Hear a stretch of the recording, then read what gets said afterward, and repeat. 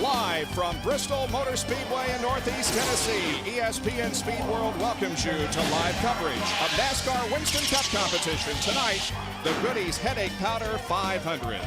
Well, Jeff Gordon is not only going for his fifth straight win, he's trying to add to his points lead. However, the top three in points are closer this year than they were last year. This place always brings a lot of enthusiasm to this night race, and these fans that are gathered here tonight have given us about all that we can stand. Jeff Gordon is set to go for 5 in a row, but 42 other drivers are also hoping to keep him from winning that fifth race. And now, for those four most famous words in racing, our Grand Marshal, Merle Edwards. Gentlemen, start your engines.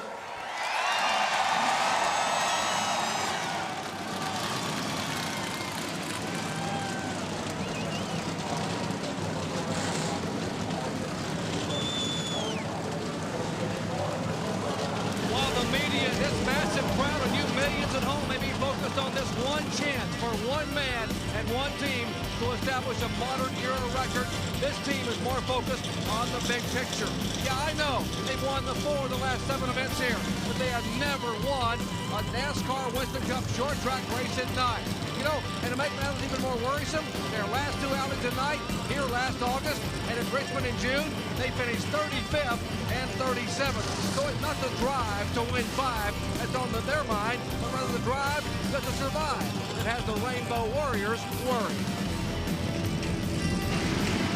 The only records Rusty Wallace wants to talk about are the ones that were recorded by Elvis, and most of those were hits. There'll be a lot of hits recorded here tonight. In 93 and 94, Rusty was singing the same song that Gordon's singing now. 10 wins one year, 8 the next. But in the last 50 races, no wins. Close a couple of times, but really for Rusty, it's been Heartbreak Hotel. Tonight, at least for now, he's #1 on the charts, on the pole at a track where he's won 6 times. At Bristol, it's Wallace that wants to be the king of rock and roll tonight. Following last week's roller coaster ride of emotions at Michigan for Mark Martin, he said he was going home to prepare for a dominating performance here tonight at the Bristol Motor Speedway. And during happy hour, it looked as if he were prepared to do just that. That is, until Bobby Labonte passed him and took off. Apparently, Labonte and company have hit upon a combination, although Jimmy Makar says it's nothing special, just a variation on last year's setup. You know, springs, shocks, sway bar, but will it work under the lights? It is a very special night. We're up here in a glass enclosed booth, but still the excitement and the electricity is everywhere. But I'm not sure that this is the place that Jeff wants to go for that record, Ned. Bob, it is perhaps harder to control your own destiny on this racetrack than any racetrack that they run on. They zip around here in just over 16 seconds. A lot of things can happen. You don't have to make a mistake yourself, Benny. You can get caught up in somebody else's mistake. Yeah, this is 16 seconds on a half-mile racetrack, over 122 mile per hour average around here. And if something happens, you're in the wreck before you can even think about stepping on the brakes. A tough, tough racetrack to win on, much less try to go for 5 in a row.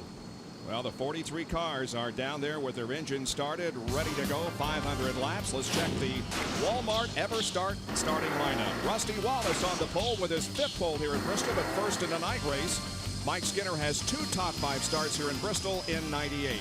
In the second row, Ricky Rudd with 11 Bristol top 5s, and Mark Martin, who finished 2nd in last year's race. The third row, Jeremy Mayfield, his first Bristol top 5 start, and Ted Musgrave, his best qualifying effort of 1998. Starting 7th will be Jeff Gordon in his stride for 5 alongside his Ward Burton with 1 top 10 finish here at Bristol. Starting 9th will be Dale Jarrett, the defending champion of the Goody's Headache Powder 500, and Bobby Labonte, 2 wins this season. Now, as you look down the rest of the starting lineup, pay particular attention to the first 25 because they have a decided advantage over everybody else here tonight. It's 21, Bob. Only 21 pits on both sides of the racetrack. 21 on the front, 21 on the back. As a matter of fact, 2 cars will have to share a pit on the back stretch. And pitting on the front stretch, Ned, is a huge advantage. It is, even though they've adjusted the speed on the pace car, trying to even that up, it still is an advantage to pit on the front stretch. As we look back at these cars, Bill Elliott will start back on the outside of row 14 as a very good race car. He was very good in practice this afternoon. He was good in practice yesterday, but slipped a little bit in qualifying, so he's on the backstretch. And, I'm sorry, back in row 19 on the inside is Ernie Irvin. He was our pole sitter last week in Michigan and led the most laps. This week, he had to get in the field, he had to take a provisional. And he was only a couple tenths of a second slower than the pole sitter here tonight, so that's how close they qualify here at Bristol. There you see the other provisional starters for tonight's race. Taking the previous champion's provisional was Darrell Walters. He starts back in 35th position. Let's check our onboard cameras for tonight's race. Wally Dolan back to 50 car. He'll be starting in 38th spot. We'll be riding along with him. Kenny Wallace, also the Square D car, has an onboard starting in 31st spot. How about Sterling Marlin, the Coors Light onboard camera, starts in 29th position. Bill Elliott, McDonald's. He has his nighttime McKnight car here tonight. He'll be starting 27th. And Bobby Labonte, a lot of fellas think this is a guy that can win tonight, will be starting outside row 5. Mark Martin, Brian Desmond to win this championship outside the second row in 4th spot. And Mike Skinner, also the outside pole sitter, will be riding along with him on his Lowe's onboard camera. And Rusty Wallace, our pole sitter, also with the Miller Lite onboard camera.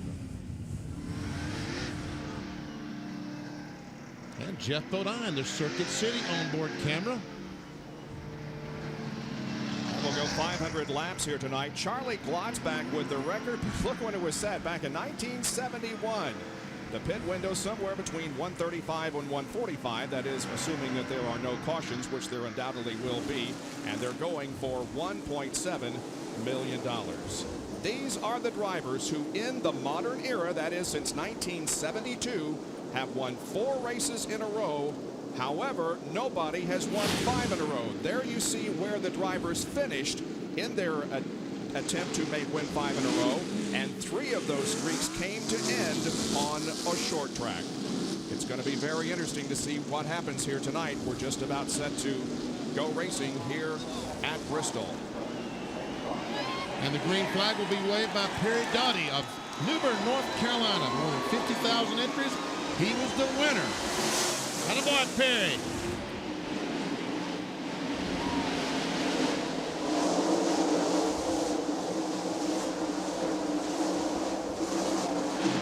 Very quickly, that inside line gets going, hanging Mike Skinner out. He's losing several positions in lap 1. He falls into 5th. Well, in the early going, it will be single file because the inside line is the place to be. And Jerry Nadeau, already the Cartoon Network car, is very slow. Maybe he just got high and just got everything checked back. Looks like now he's back up to speed. Just got a little too high over in corner number 2. Here is Rusty Wallace, who has now led 23 of the last 25 short track races. But Ricky Rudd is right there on his back bumper. Ricky Rudd wants to lead this race. His car is good. He is really working on Rusty. Looked on the inside, nothing there. Rusty hugging that inside. Not much room to pass down there.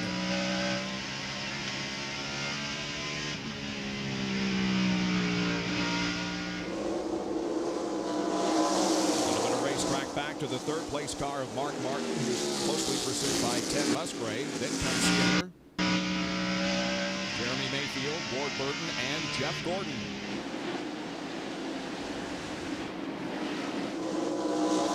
Ricky Rudd is just waiting, hoping that Rusty Wallace makes a little bit of a slip. If he does, that tide rod will be in the 1st position. And a good battle back there for 3rd spot. Ted Musgrave is going to take it. Ted is driving the 23 car tonight for Jimmy Spencer.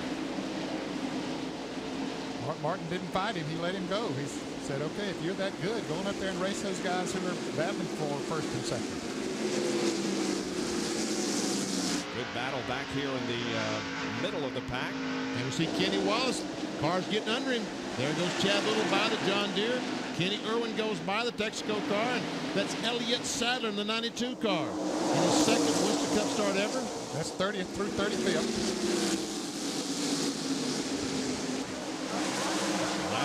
Musgrave had the fastest at over 117, almost 118 miles an hour among the top 5. He is gaining on the first and second place cars. Sadler and Kenny Wallace running side by side, wheel to wheel. Here comes Steve Park up there now, and also Ernie Irvin. One thing that they're trying to do, you can get lapped so easily on this racetrack, Bob, so you want to get as much track position, get by as many cars as you can, because when the leaders come up on them to lap them, the more cars you can have between yourself and the leaders, the better you're going to be. And here's a lead change already. And Ricky Rudd has taken the lead, becoming our second leader of the evening. This is only the third event of 1998 that he has led. He last led at Sears Point. The other race he led was just one lap at Dover.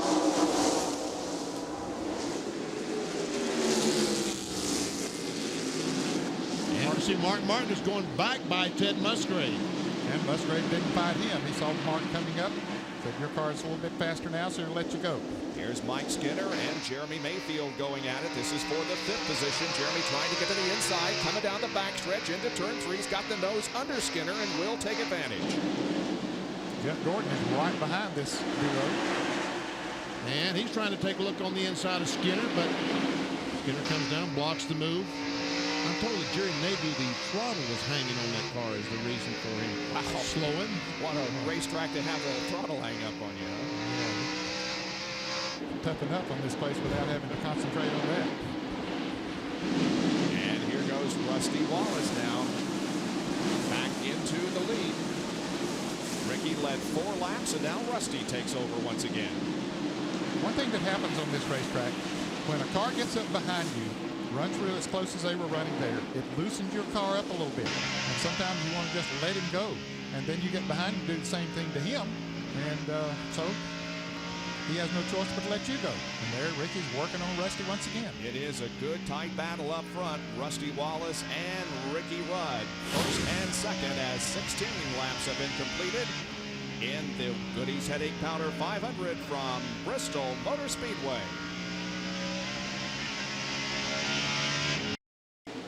Back at Bristol Motor Speedway, where you can see that Ricky Rudd has reassumed the lead and Mark Martin has gone to second. Jeremy Mayfield is now third as the positions change here early on in the Goody's Headache Powder 500. Our ESPN Speed World coverage here at Bristol is being brought to you by Ford, makers of vehicles that are built to last. By Daytona USA, the ultimate motorsports attraction. And by Mobil 1 Synthetic Motor Oil. Nothing outperforms Mobil 1.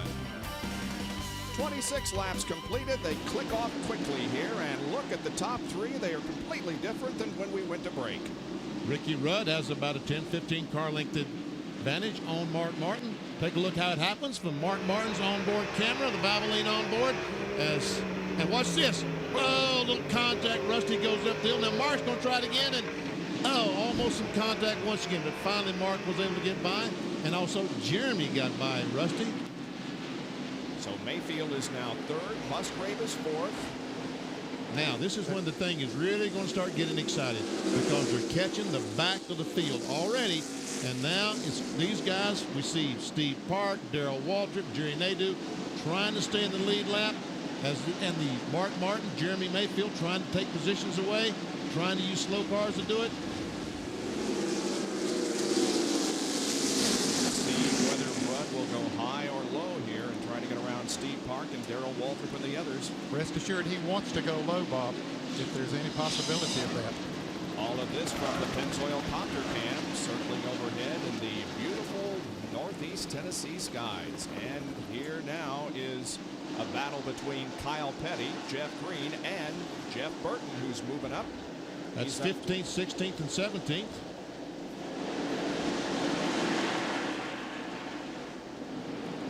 In heavy traffic is Ricky Rudd, and the top 3 still can't get by Steve Park and Jerry Nadeau.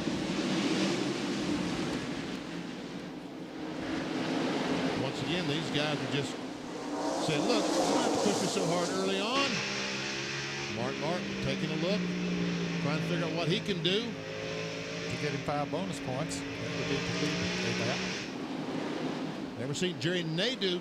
Steve Park gets on the inside of him, which opens the door for Rudd, and almost out of crash there. We see some cars slowing down, finally getting their car going again. Is John Andretti, the 43, Chad Little, Derek Cope in the 30, Kenny Irwin 28, Kenny Wallace. That's back about 29th, 30th, 31st, and on back. Let's take a look at that incident once again. There we see Chad Little trying to go get on the inside of John Andretti, and little contact, and wow. Oh. Not only, Chad Little was being pushed by Derek Cope as well as pushing the 43 car. So a lot of paint has been traded so far. However, we haven't had a caution yet. Let's hope we can keep this pace up. Something must be wrong with Andretti since he did have that little Well, I think bump. he got caught on the outside there, Bob, and just simply couldn't get back down. And he's falling back towards where the leaders are. And here is Ricky Rudd moving to the inside of Dick Trickle. Already Hut Strickland, Steve Park, and Jerry Namath have been lapped. And now Dick Trickle.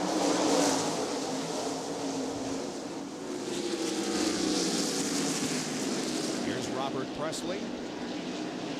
Kevin LePage in the 16 car and Bobby Hamilton in the 4 car. And that would be back in 22nd, 23rd, and 24th. LePage, who won the Busch race last night here at Bristol, taking a look to the inside of Robert Presley, trying to get position on him.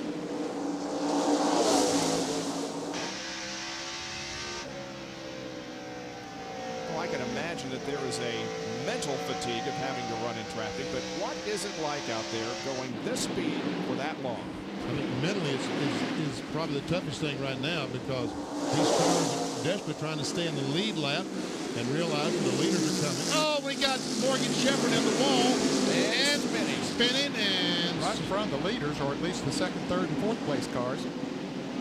Ricky Rudd was in front of it, but boy, a lot of other cars from second on back were right there. The caution is out. Morgan Shepherd spun around, kept going, but still the caution flies on the 42nd lap here at Bristol. First caution of the evening. It happened over in turn number 1. Darrell Waltrip gets on the inside of Morgan Shepherd as they came to the start-finish line. Morgan cuts down. Don't know that Darrell has a fender up there, I don't believe. Darrell thinks he knows it. They touch, and up into the wall Morgan goes. And watch him come down right in front of Mark Martin, Jeremy Mayfield. Man. Jeff Gordon wasn't back there too far. What about pit stops this early? 41 laps in, guys. I would be surprised if we would see the leaders come in this early. Well, the pit is open, and nobody has taken advantage of it, so you're right. It looks like everybody's going to stay out there for this first caution, which was brought about by Morgan Shepherd spinning over in turn number 2. The leader is Ricky Rudd here at Bristol. Running in second position is Mark Martin, then Jeremy Mayfield, Rusty Wallace, and Jeff Gordon. Still under the first caution here at Bristol Motor Speedway. Those pitted here on the front stretch that are running up front did not pit. However, we had several that made pit stops on the back stretch. There was nothing for them to lose, so they came in for a change of tires. Now, we're under caution because of this incident on the 41st lap. And we see Morgan Shepherd going up brushing the wall, and watch as he comes down and Mark drives to the bottom of the racetrack on the apron. See Jeff Bodine also sees Morgan Shepherd down on the inside, and look at the contact between those guys.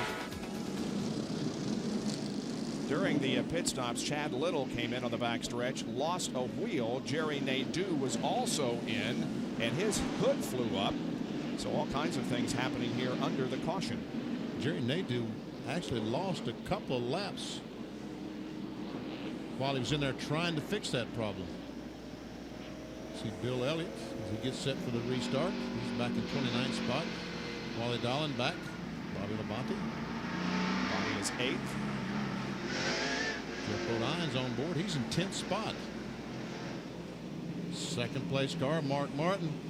Martin's trying to figure out now, how can I get in front of this 10 car? I need 5 bonus points now. Ricky Rudd's a pretty nice guy. He understands how badly I need these 5 points. Let's see what strategy, if any, he employs here to try to get the lead. Pretty slow restart here. Ricky Rudd brings him back. He accelerates. And Mark's car either spun the wheels or something. He didn't get a good takeoff. 2 lap cars move between first and second. Namely Dick Trickle and Steve Park.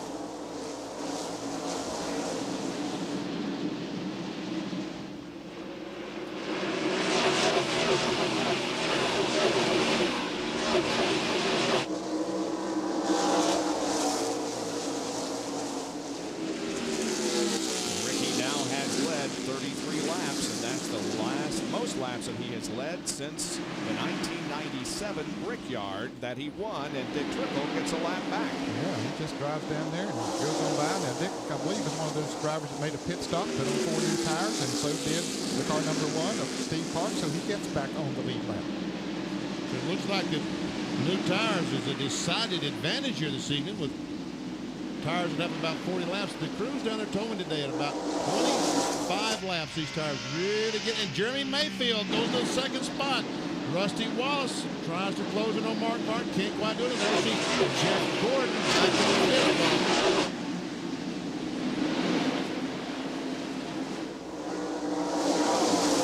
Wallace, our only other leader tonight. Oh, look at this mess.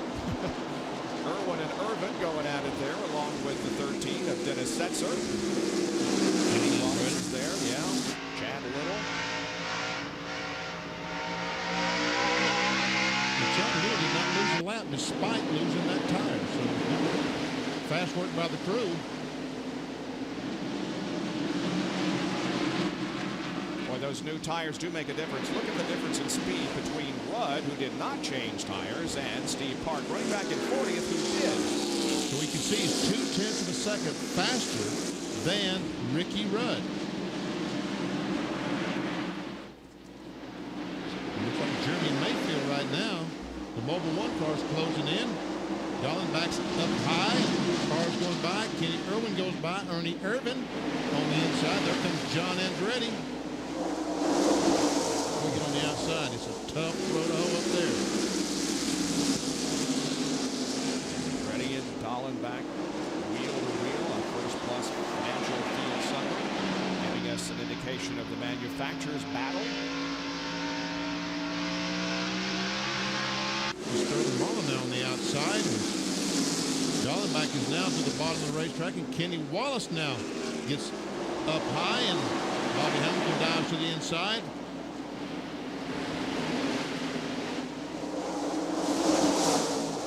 Sterling Marlin also caught on the outside. Several cars pass him by. Andretti goes by him. Now here comes Dallenbach. John Kernan has a report on the 81 of Kenny Wallace. Bob, early in the race, Kenny Wallace was complaining of the car being very, very loose. They made an adjustment, put on 4 tires with caution, but then while they were running around at the slower speed, he said, all my temperature gauges are pegged. But he hasn't said anything more since they've gone back to green. Apparently, he has to have a little speed going to get the air into the radiator to keep things cooled down. And we have a new leader, the third of the evening. Jeremy Mayfield takes the top spot from Rudd. The 31 of Mike Skinner, who started second, just got out of shape and is losing a position. There's Joe Nemechek going by, and here comes Johnny Vincent. That's a battle back for the 16th, 17th position is Brett Bodine. And Brett Bodine stopped and changed some tires. And is already backed up to the 20th spot. Red lineup, we got to do what we can here. And here's what happened to Mike Skinner moments ago. He goes in the corner behind Kyle Petty, and we see he gets a little bit high on the racetrack, and Jeff Green starts under him, makes contact, and Skinner did a good job chasing that car up the hill. And Benny, the reason he's chasing the car is exactly what you said a little bit earlier. They hit lap 30 and suddenly they began to scream. The cars are getting very, very loose. Mike Skinner would love to have pitted and made a track bar just for the air pressure, but couldn't afford to give up track position, although he's losing it right now. Likewise, Rusty Wallace in the car number 2 and Mark Martin are both complaining that their cars are very loose coming off the corner. They would have loved to have made an air pressure change too, but once again, couldn't give up valuable track position. On board with Rusty Wallace, who's about 3/4 of a second behind in third position. Now this is Wally Dallenbach's on board, looking. How many of these guys that are getting us got 4 tires, Wally? They're telling us some of those guys that are in front of them stopped and changed 4 tires. That's one reason they're so much faster than Wally. Trying to keep the driver informed of everything that's going on.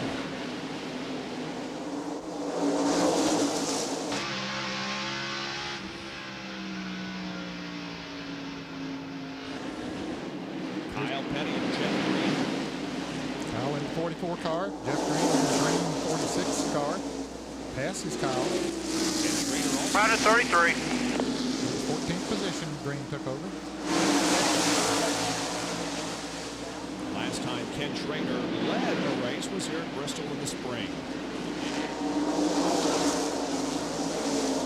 Meanwhile, back up front, it's still Jeremy Mayfield that's hanging on. And you can see the interval back to first position. There he is. And they're beginning to come into traffic again, lapping cars.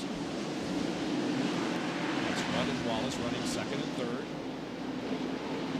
There is Jeff Gordon running back in sixth spot. In fifth is Dale Jarrett. Jarrett just passed him about 3 laps ago. And how is he doing in comparison to the leader of the race? Well, we see Jeremy Mayfield and Jeff Gordon. We can see that Gordon has lost a second to the leader. And we can see how consistent Mayfield was at 17-0 to 17-1. And look at Jeff Gordon at 1 lap, 17-7, just killed it. Bill Weber? Jeff Gordon's car is very loose.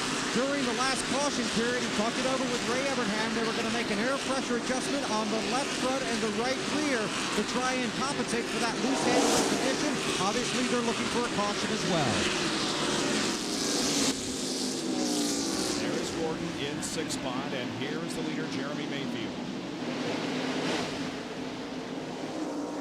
Jeremy had a down period after he won at Pocono, but he's beginning to come back now. Had a good run at Michigan last week, and he is now leading for the first time since he won at Pocono, which was 7 races ago.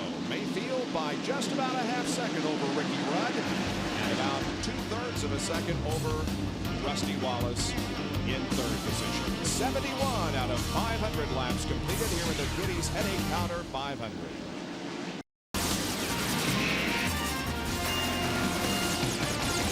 ESPN Speed World coverage tonight at Bristol Motor Speedway. There's the huge facility. Holds about 130,000 seats and about 10,000 more in the suites.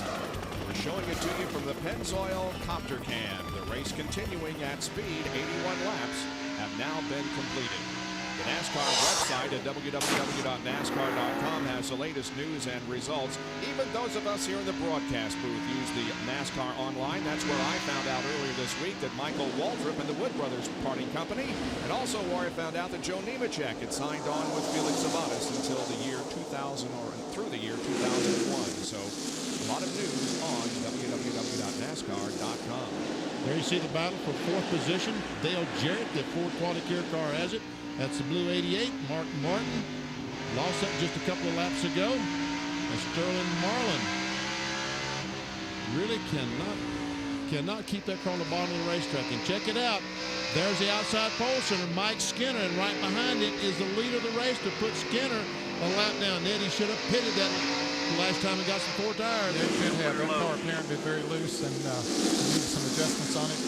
Inside, now he's going to go a lap down. Leader inside. Mike has dropped from second Corner. to 36th Clear. in 85 laps. Be coming back. Second place coming with him. Inside.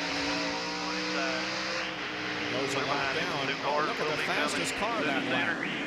Ernie Irvin all the way back in 20th position. But again, Ernie Irvin evidently has clean racetrack, and that's something these leaders right now desperately need, is clean racetrack. Well, of course, the leader now is out in the open a little bit, but he's been going through some heavy traffic.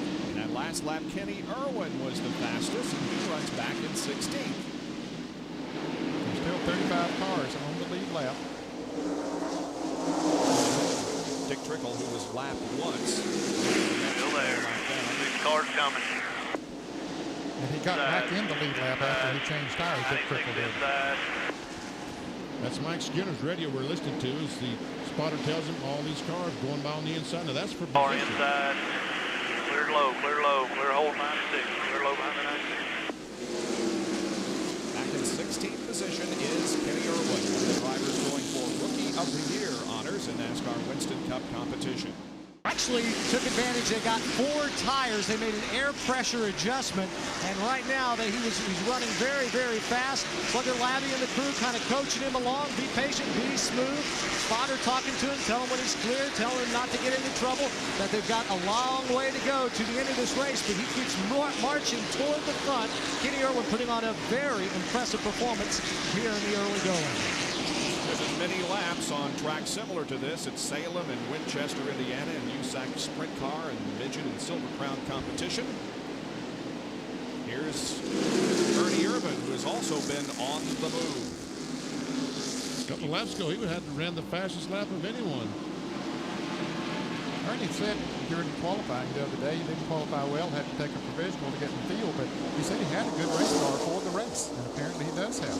Started 37th, as you can see right now on lap 91. He's running in 19th position.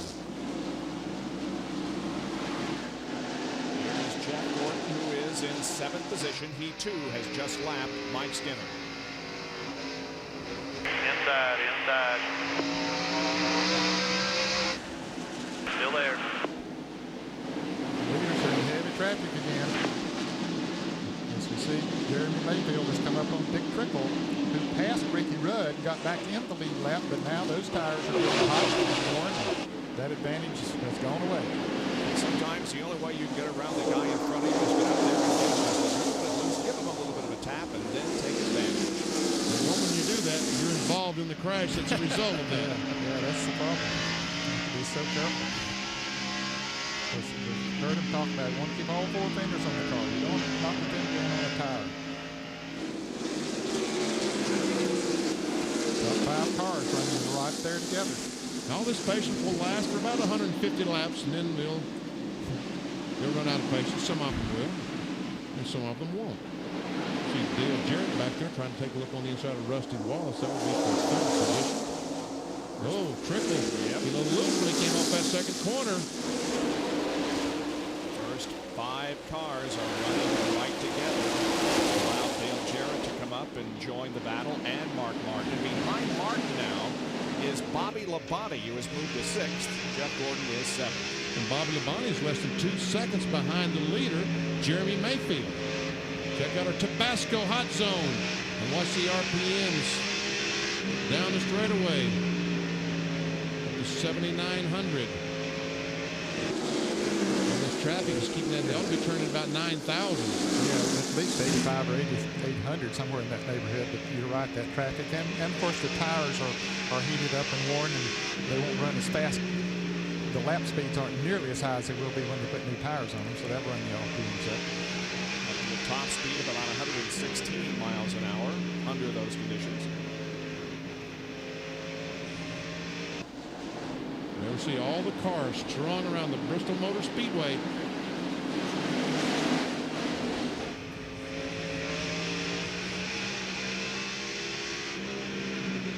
See Dick Trickle up there finally gets on the inside of Kenny Wallace. And 12 car goes down, hits the apron that time, and the exhaust pipe hit and drug. That'd be an anxious moment for Jeremy. There we see the leaders right behind Kenny Wallace's Trickles trying to get on the inside. Now Jeremy has 2 cars in front of him, one high, one low. So he's really boxed in. They got all the good options taken, don't they? Not much you can do under those situations. You can see a donut on Trickle's car already. And Trickle has one of those DuPont chrome illusion paint jobs. When it hits the light, it goes from green to purple, or I think it's called purpleine or something.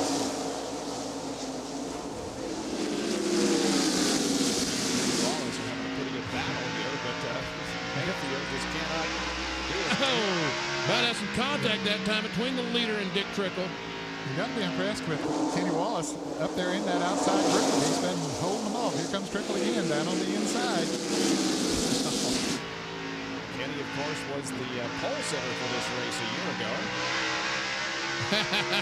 Boy, that is some battle.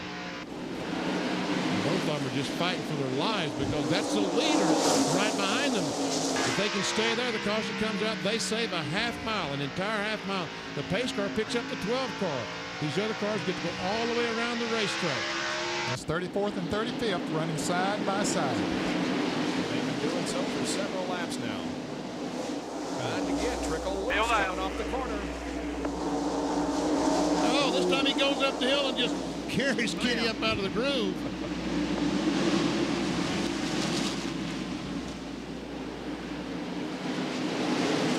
Knew it had to happen sometime that they'd get together. Now Rusty will come up to do battle with his brother.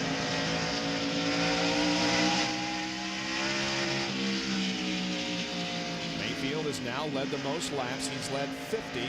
Oh, and some contact between Jeremy and Trickle. And Trickle goes up the racetrack. Jeremy on the inside.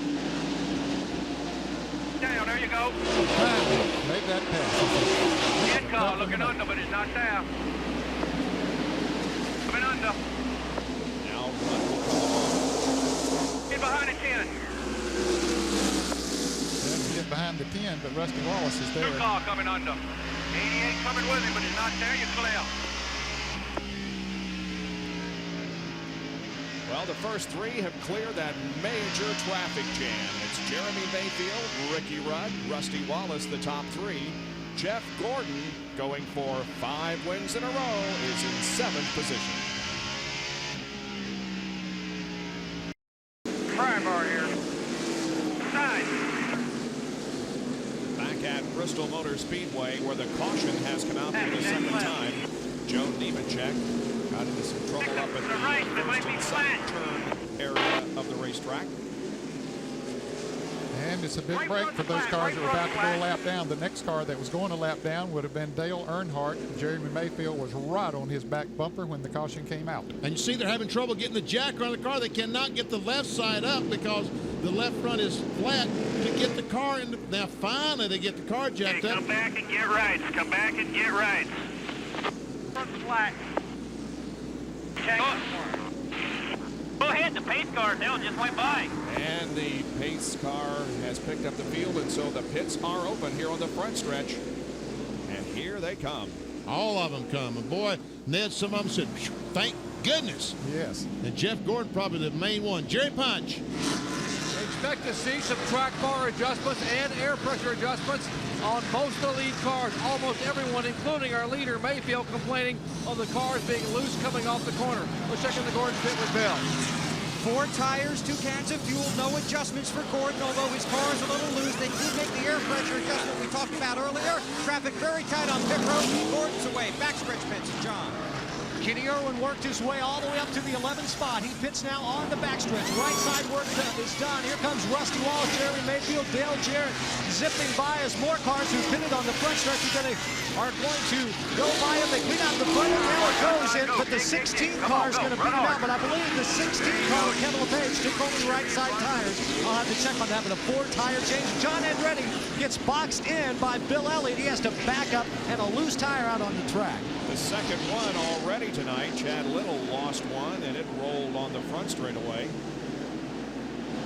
And here's another one. Looks like it's from Kyle Petty. He pushed it down pit road. It wasn't his. We don't know where it came from, but nevertheless. Apparently it came off as they were changing tires. It rolled out on pit road, and Kyle hit it and knocked it on out on the racetrack. We can see the damage. Come out, Kyle, there. Watch, there it is. Kyle is pushing. And all of a sudden, as he gets to the apron of the racetrack, the tire's going to leave. And watch, it's just stand up and start rolling. That tire's pretty tricky, isn't it? And Rusty Wallace is back in the pits. Wow, second time, Jerry. What's going on? Apparently they are having a problem with no brakes. They're going to have to try to stop the car. The crew now gets the car to stop. He was pumping the pedal, and they're going to jack it up to take the right front tire off. We'll see maybe if they have a brake line, maybe something's wrong with the caliper. Ordinarily, you wouldn't see that this early. You would see it possibly at Bristol, more likely at Martinsville, but they are concerned. When he left pit road, Rusty said, brake problem. As he came back down, he was pumping it, trying to get it to stop, and now they've taken the right front tire off. Robin Pemberton, Billy Wilburn, and the crew now over there looking to see if they can determine what the problem is. The NASCAR official standing there says 1 lap will be under green next time by, as Rusty is down off the jacks. Now they're trying to get him going to get the ring fire. There's a way. Expect the green here next time as the pace car heads for turn 1. Boy, he had beat everybody out of the pits, was in first place, and now he's going to be in 31st place. Wow, he lost a lot of track of position. And we'll show you why we are under the second caution of the evening. It came out on lap 119. And we see Joe Nemechek had made contact with someone. It might have been Elliott, I'm not sure, as they came off turn 4, and we see the left front tire is flat. From Bobby Labonte's on board. Oh, Nadu into the wall too a little bit. I think he got clipped a little bit with Dale Jarrett as Nadu was slowing down. Jarrett didn't see it, and he hit him just a little bit. We'll take a break and be back with more live coverage of the Goody's Headache Powder 500 from Bristol in just a moment.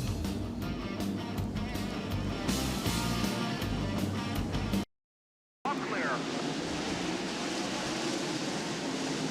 Just as you rejoin us, the green flag comes out. We are back to racing. Mayfield still up front, followed by Dale Jarrett. Rusty Wallace has lost a lap. He is down in 39th position due to his brake problem.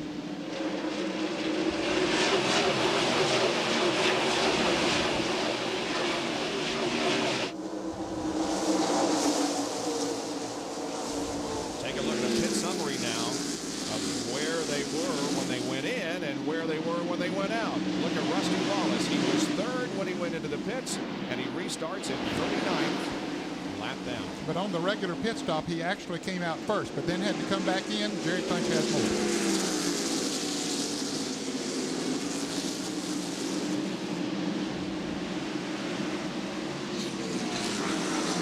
Show you what happened to Rusty Wallace. Here is the right front caliper, one they were using.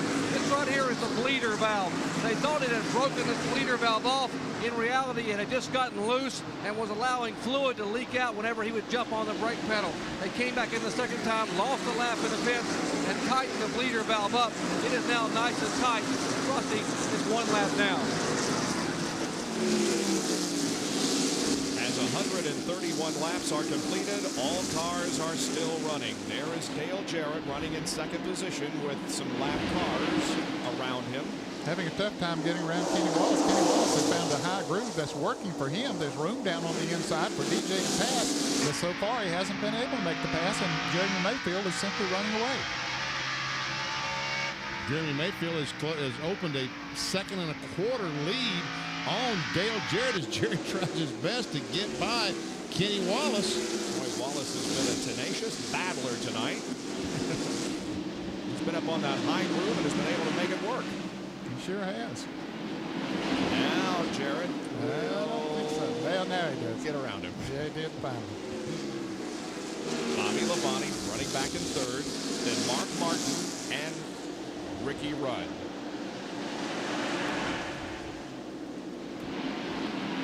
Dale Jarrett coming into this fourth short track race of 1998 is the points leader in short track competition this year. 3 top 5 finishes in all 3 short track events. Here comes a First Plus Financial Field summary for you. First, the manufacturer's battle. Chevy with a 6-point edge. Bobby Labonte now catches Kenny Wallace, tries to get by. Let's see, Interstate Batteries on board. Kenny Irwin has worked his way to the top 10. Man, is he having a good run. He is. That's a terrific run. He started back where he did.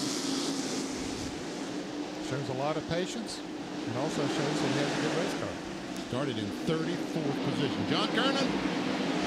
Hey, let me tell you about this rookie out there looking to run 500 laps at Bristol and how he's trying to keep his mind off of how long this race actually is. During the caution last time, right before they went back to green, they said, okay, Kenny, clean off your tires, clean out your motor, 125 laps down. All he said on the radio to his team was, don't tell me how many laps are down. Yeah, that means there's 375 to go. He is the leader in the battle for the NASCAR Winston Cup Rookie of the Year honors. Best finish this year came at Texas and at the Brickyard, Atlanta, I should say. He finished 5th. His best starts were at Texas and the Brickyard. Finished 5th in Atlanta. You see Kenny Schrader, the Skoll Chevrolet, right behind Kenny Irwin. Obviously, Schrader is in 11th position. He comes after 10 most times. BP.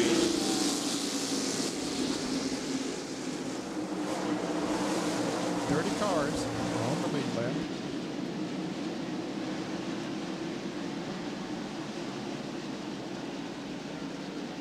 Rusty Wallace back there behind Elliott Sadler. There's Elliott in the 92, the Film 66 car. There comes Rusty Wallace, a lap down.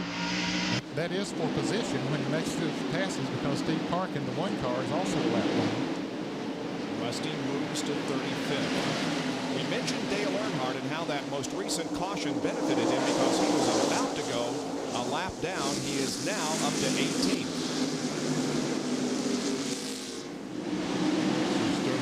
Johnny Benson.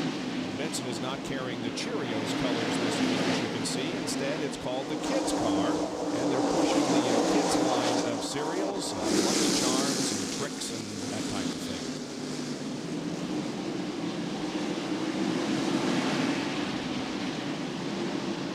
Schrader's been able to get by. Boy, Jeremy Mayfield is all alone out there. Does he like that? There's second place. Jeremy's about 1 1/3 second behind, and he too is running in clear traffic. Right now, Jeremy has about a 2 1/4 lead on Dale Jarrett, and he has about a 2nd lead on Mark Martin. And Mark Martin just passed Bobby Labonte a few laps ago for the 3rd position. Bobby's sitting there running in pretty good shape too, as Trickle lets Mark Martin by, or at least Mark gets by. He might not let him by, but he passed him. On board with Mark Martin running in the 3rd position, about 2.3 seconds behind Jeremy Mayfield. We've had 3 leaders so far tonight. Mayfield has led 87 laps, Ricky Rudd 43, and Rusty Wallace early led 17 before he lost the lap. He's now back in 34. There's a look at the top 10 with 146 of 500 laps completed.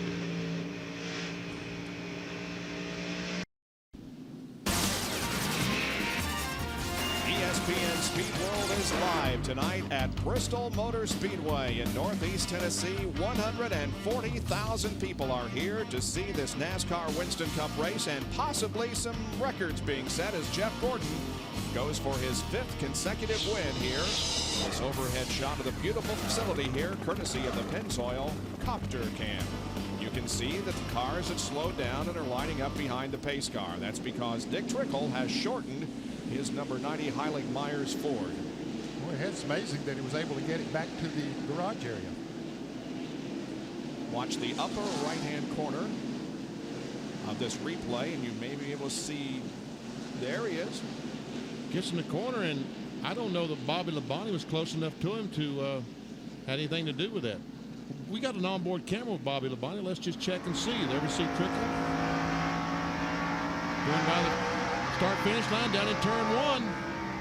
Down in the corner, and around he goes. And Labonte says, wow. It's our 3rd caution of the evening. And nobody up front has chosen to come in for a pit stop. Well, Ted Musgrave came in for the pit stop.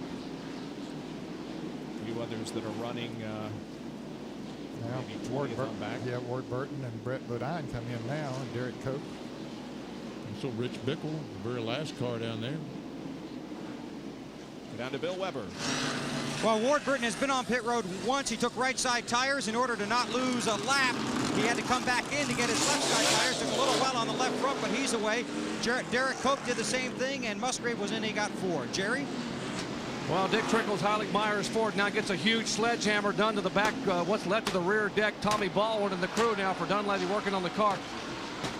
That is a common tool for Bristol. Said you got to have 2 things to run here, a blindfold and a sledgehammer, and a tough evening for you, tough start. What happened, Dick? Well, you know, we were tied up off, you know, and I was just trying to buy laps. We got a lap back once and lost it again, but in this race, you know, we could get good enough, and the Heilig Myers team could get me back in the lead lap, and we could get a finish out of it. But somebody must have dropped some fluid or something down there in 3, because I went in there like normal, and all of a sudden it took off before I even got the corner. How bad is it? We're watching the repairs right now. Will they be able to get the car back in, get you back out? Well, I haven't looked at him yet. You know, I'm your first man here, so you're my first man. So I imagine we'll be able to do something here. But, you know, it's no fun running crippled here. All right, the Hiley Myers crew scrambling, trying to get. They bring the huge sledgehammers out. Everybody grabs one and begins to beat and bang, trying to get some of the sheet metal pushed away. Looks like the fuel cell was intact, and if they can get the sheet metal up off the tires, I got to believe that Dick Trickle will be back at it here for the Battle of Bristol. And Dick Trickle had a third-place finish in this race last August, but things have gone wrong for him here as we're on the 158th lap. There's just part of the 140,000 people that are up and shouting and screaming as the race continues here at Bristol Motor Speedway under green when we come back in just a moment.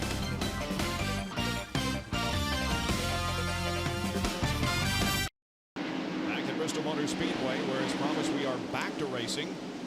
And Jeremy Mayfield has the lead by about a second and a half over Dale Jarrett, who has a couple of lap cars between him, namely Rusty Wallace and Mike Skinner. But now Jarrett tries to get to the inside of Skinner. He also has a Mark Martin run on his back bumper.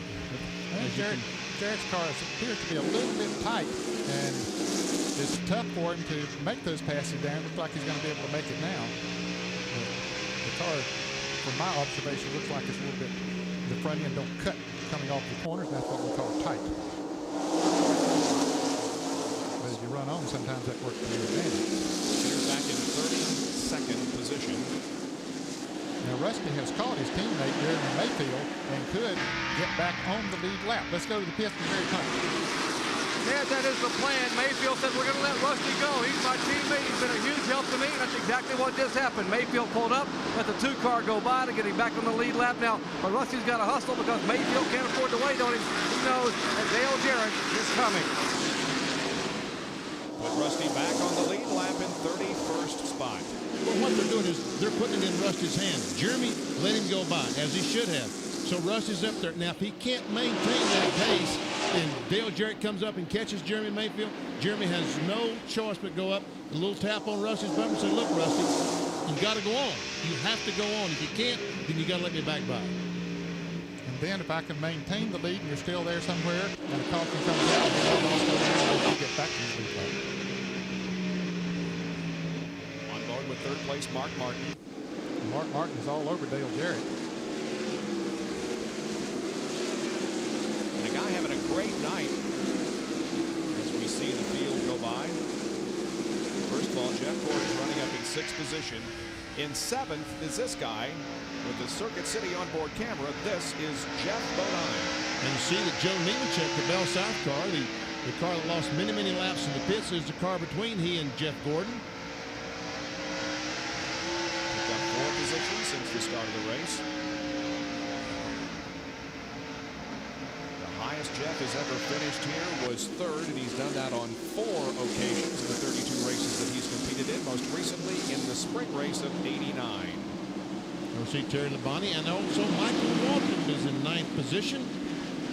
And I mentioned earlier that Michael and the Wood brothers have decided to part company at the end of this year, or at least Michael's going to look for a new team, and the Wood brothers are going to look for a new driver. And Michael told us earlier in the weekend that the Wood brothers did, I guess, that if neither one of them can find anything better, whoop, second place goes to Mark Martin. But they'll come back together. Well, that's right. They're going to look around, and Michael's going to see what cars are available. The Wood brothers are going to see what drivers are available. If they don't find something that's compatible in a couple of months, what the heck? They'll go back and say they're going to race in 1999. Bill Weber, what's going on with DJ?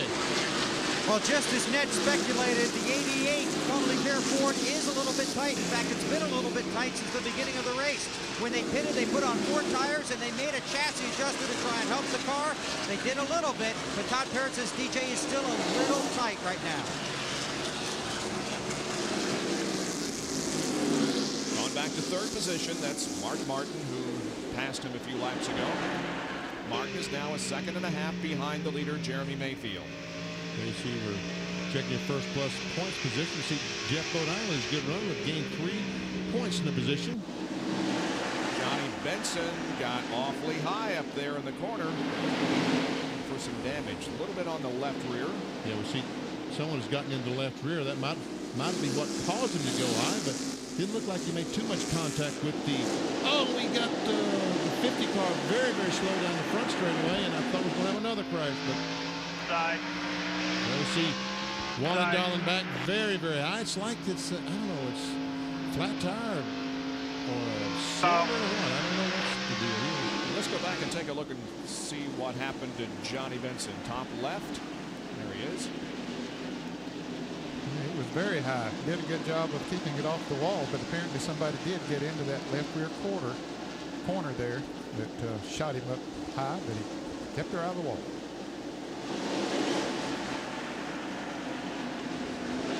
There comes Rusty Wallace trying to stay in the tail end of the lead. There's her lead of the race. Jeremy Mayfield in Mobile 1 Ford Taurus. Putting Morgan Shepherd another lap down. Morgan brought out our first caution of the evening. Morgan is 13 laps down in 41st. And Mark Martin's beginning to close in a little bit on Jeremy Mayfield. After he got by Dale Jarrett, he was almost a second and a half behind Mayfield, and now it is down to less than a second. And a signal by Morgan Shepherd. Got some damage early on.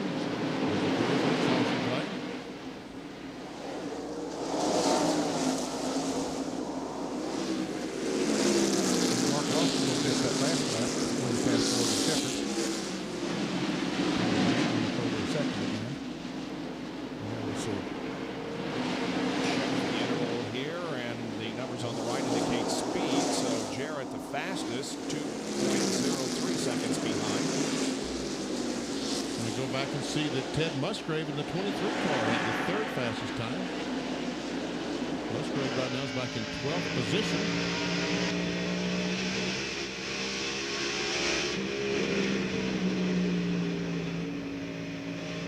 Mark Martin cut it down to less than a second that last time. Benson got sideways and was right in Rusty Wallace. And Martin is right there, right on the back bumper of the leader, Jeremy Mayfield. Oh, and Martin gets sideways off number 2.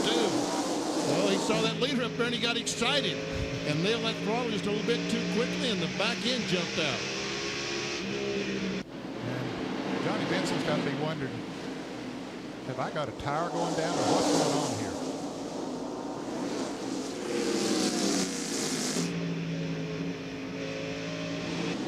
Take a look again at Johnny Benson and how Rusty and Jeremy had to slam. Oh, look at that. Wow. Now we understand why he got sideways, because the 2 car ran in the back of him. Hit him hard. And that allowed Martin to close right in. This is from Rusty's car. Benson goes in right behind the 36 car, and there's the contact with Rusty Wallace. Already had some damage on the lower left, and he's got a little bit more now from Rusty Wallace. Just some incidental contact. That's Bristol terminology. Yes, right. 189 laps as Mark Martin closes in on the leader, Jeremy Mayfield. Back with more of the Goody's Headache Powder 500 in just a moment. And once again, another caution here at Bristol. This one when Ernie Irvin lost it down in turn 4, and it brings out our 4th caution of the evening. Mark Martin had gotten the lead from Jeremy Mayfield. And this is how Mark took the lead just as we went to break a moment ago. Goes down in the corner. Jeremy goes up the racetrack a little bit, and Mark just dove to the inside and took that spot away. And then Jeremy Mayfield lost a position to Dale Jarrett. And see Ernie Irvin there in front of Mark Martin. Now we watch Irvin as he comes off turns 4 and just tries to stay in front of the leader, nails the gas, around he goes. Mark goes on the inside. Johnny Benson goes on the inside, and man, everybody else just kind of split Ernie. Whoa. Yep, they didn't know which way to go. Mark Martin. And the leaders are our own pit road. Down to Bill Weber. Dale Jarrett on pit road, close quarters, wheel straight, foot on the brake, a little bit tight. They'll make an air pressure adjustment on the right rear. Coming around to the left side now, Ward Burton swings in front of him, Bobby Labonte directly behind him. Rusty Wallace crawls down pit road, here's Jerry Punch. Right side tires already on now. Left side going on the Valvoline Ford. Mark Martin said, leave the car alone. No changes. Here's Dale Jarrett. Here's Mayfield. Here's Martin. It'll be Jarrett, Mayfield, and Martin in that order. Let's go to John Kernan. Kenny Irwin Jr. is in a 4-tire change, air pressure adjustment. Because that last time the car got really tight on him. They're already finished with the right side. Swing around to the left side as the car's pitted on the front stretch.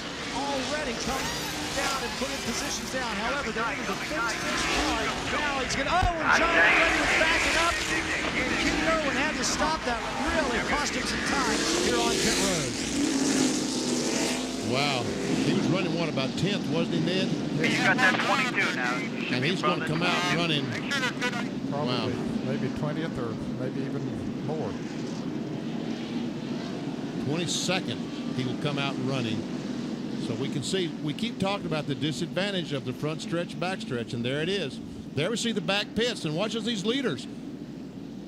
And as we see Kenny Irwin, the 28, trying to race John Andretti, the 43, the STP car, and Andretti will win that battle. Now, looks like the 28 car is coming back in the pits. Well, he moved to the inside. I'm not sure why. We're talking to the NASCAR official. Slugger back there, Slugger Labby talking to the official. In any case, 201 laps under the books here at Bristol. We'll be right back. In half a lap, we'll be going green once again in the Goody's Headache Powder 500. Steve Meal, crew chief for Johnny Benson, is not happy. No, they penalized his driver a couple of laps, I guess, for, they say, passing the pace car. We see Steve going out to talk to the guy, the official. He's just not a happy camper. Don't get your hands off me, he said. That's Steve Don't Meal. touch me. Jack Roush watching from another vantage point. He's the team owner.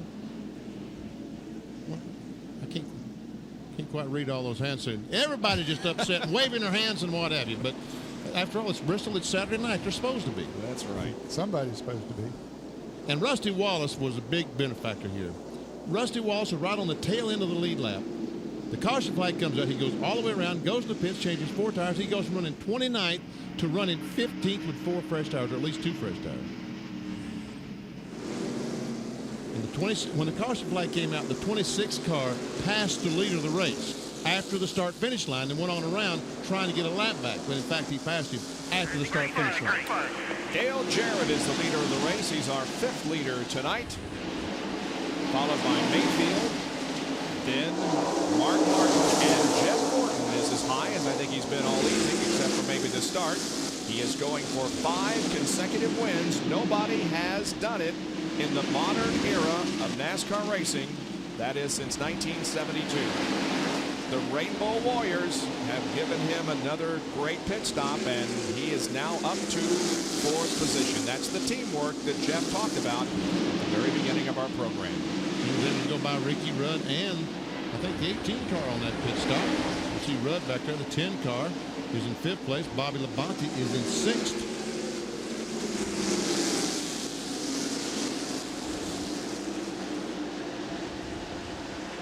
Bristol has been good to Jeff Gordon, but not at nighttime, but neither has Richmond. He has not won at either of those tracks at night. And Ernie Irvin is staying right there with him, isn't he? Ernie is a lap down in 33rd position.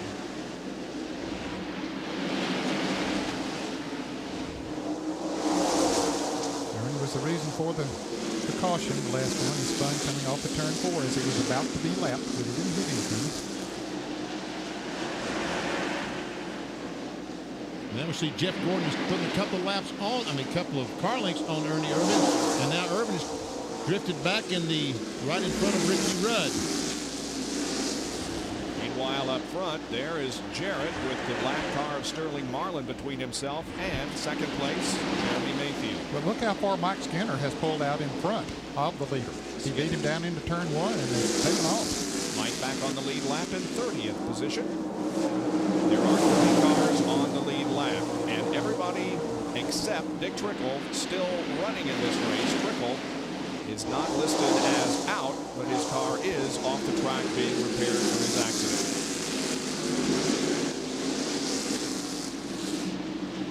Meanwhile, Rusty Wallace, their pole sitter, back in 15th, has only been able to gain 1 position since the restart. He's up to 14th. Hardee's Field Summary in the manufacturer's battle, first of all.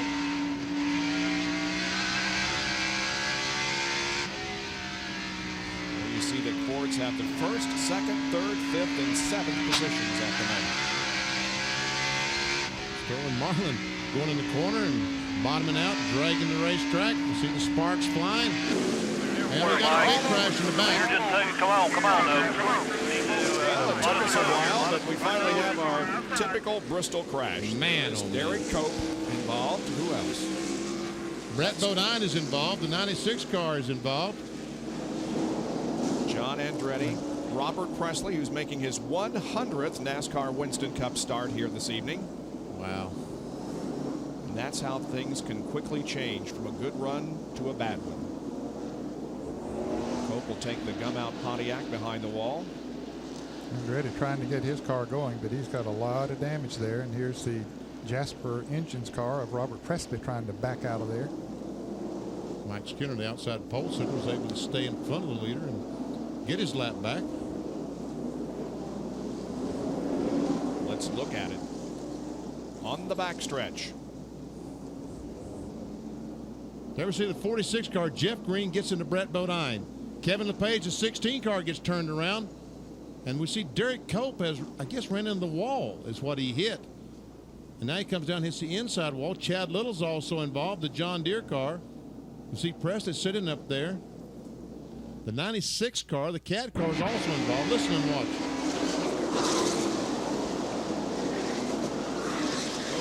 Ward Burton and John Andretti both hard into the outside wall.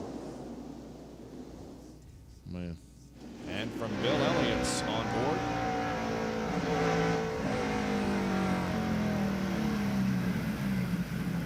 Well, he's got good brakes, I know that. He got her woed down, didn't he? Sure did.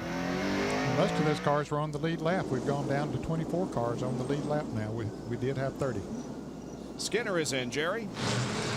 They're going to make a two-tire change. Only a huge break. This caution for Mike Skinner puts him back on the lead lap. He said when the race was the worst car he'd ever had. He has down and away a great pit stop. But in the last pit stop, they made a 5-round adjustment. 3 rounds on the right, 2 rounds on the left. And now he says the car is absolutely perfect, and he's back on the lead lap. He was the second fastest qualifier last night, but it has not gone well for him in the race. Maybe he can get this thing adjusted and 4,300. come out with a good Left finish side only. anyway. Left side only. This crowd loves Bristol. They are here by the thousands to watch the night race at Bristol, one of the most exciting on the 1998 NASCAR Winston Cup Tour. We'll be right back.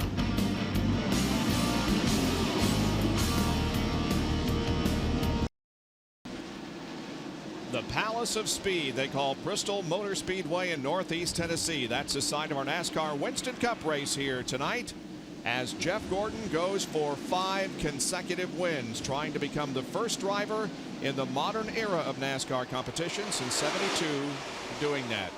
Well, here's some typical Bristol activity. Work back behind the wall as drivers try to salvage their cars and get them back on the track to pick up points. John Kernan. Well, you can see the damage to the front end of John Andretti's car. The crew's already cut the fenders off the front. The nose has been pulled off. The radiator has been pushed back to where it's almost touching the engine. Part of the very front part of the front clip looks like it's bent down a little bit. So Robbie Loomis and the guys have got their work cut out for them to try and get this car ready to get back out onto the racetrack. And John Andretti's had a good run going. He's finished 13th or better in the last 7 races and moved to 11th in the point standings. Here's the battle up front. Jeremy Mayfield and Mark Martin, first, second, and third. Back and forth is Gordon. And Jeremy Mayfield has been all over Dale Jarrett since the green flag flew again. See Jeremy Mayfield go down and touch the apron with the left side, and the car drug the racetrack. Down to Bill Weber. For Dale Jarrett, a very similar situation to last night. His car gets better the longer he runs. Not good on short runs, better on long runs. So the 12 to 6, you can take your best shot now. They'll have the halfway mark coming up here in about 16 laps. Yep. So that's $10,000. All of them like to have that. Taking a look to the inside, and he's going to make the move. Put Mayfield back in front. And here comes Martin trying to take over that second spot. He's there, got position. He'll go into second. And while that was going on, Ricky Rudd went around Jeff Gordon back there and took over the 4th position. There is Rudd, who has been among the 5 leaders tonight. Rudd has led 43 laps, the most have been led by Jeremy Mayfield, 131. As Ned said, we're closing in on the halfway point. There is Gordon, who is back in 5th spot. See Bobby Labonte, he's the 6th place car, and right behind him a pretty good battle going between Jeff Bodine, he's in 7th, and Terry Labonte, the Kellogg's car, and Ted Musgrave brings the Winston car back up in the battle. I haven't heard much about Terry Labonte, but he just quietly stays up there in the top 10, and he'll be heard from before this race is over. And Ted Musgrave having another good run here tonight. He is substituting, as we said, for Jimmy Spencer, who still trying to get over the concussion that he suffered during the running of the Brickyard 400. Spencer says he does plan to run next week at Loudon, New Hampshire.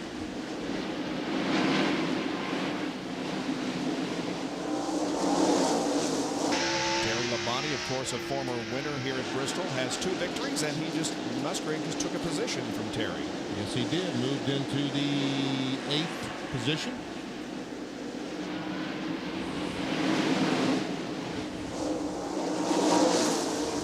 Terry won't get too excited about that. He doesn't get too excited about many things. A little bit of damage there on Dale Earnhardt's car. He's in 15th. A lot of damage on that 46 car of Jeff Green, the money store car. You see Skinner, who just got his lap back, came in and changed 4 tires, and he's now up to 16th position. Don't burn them up. Don't burn those new tires up.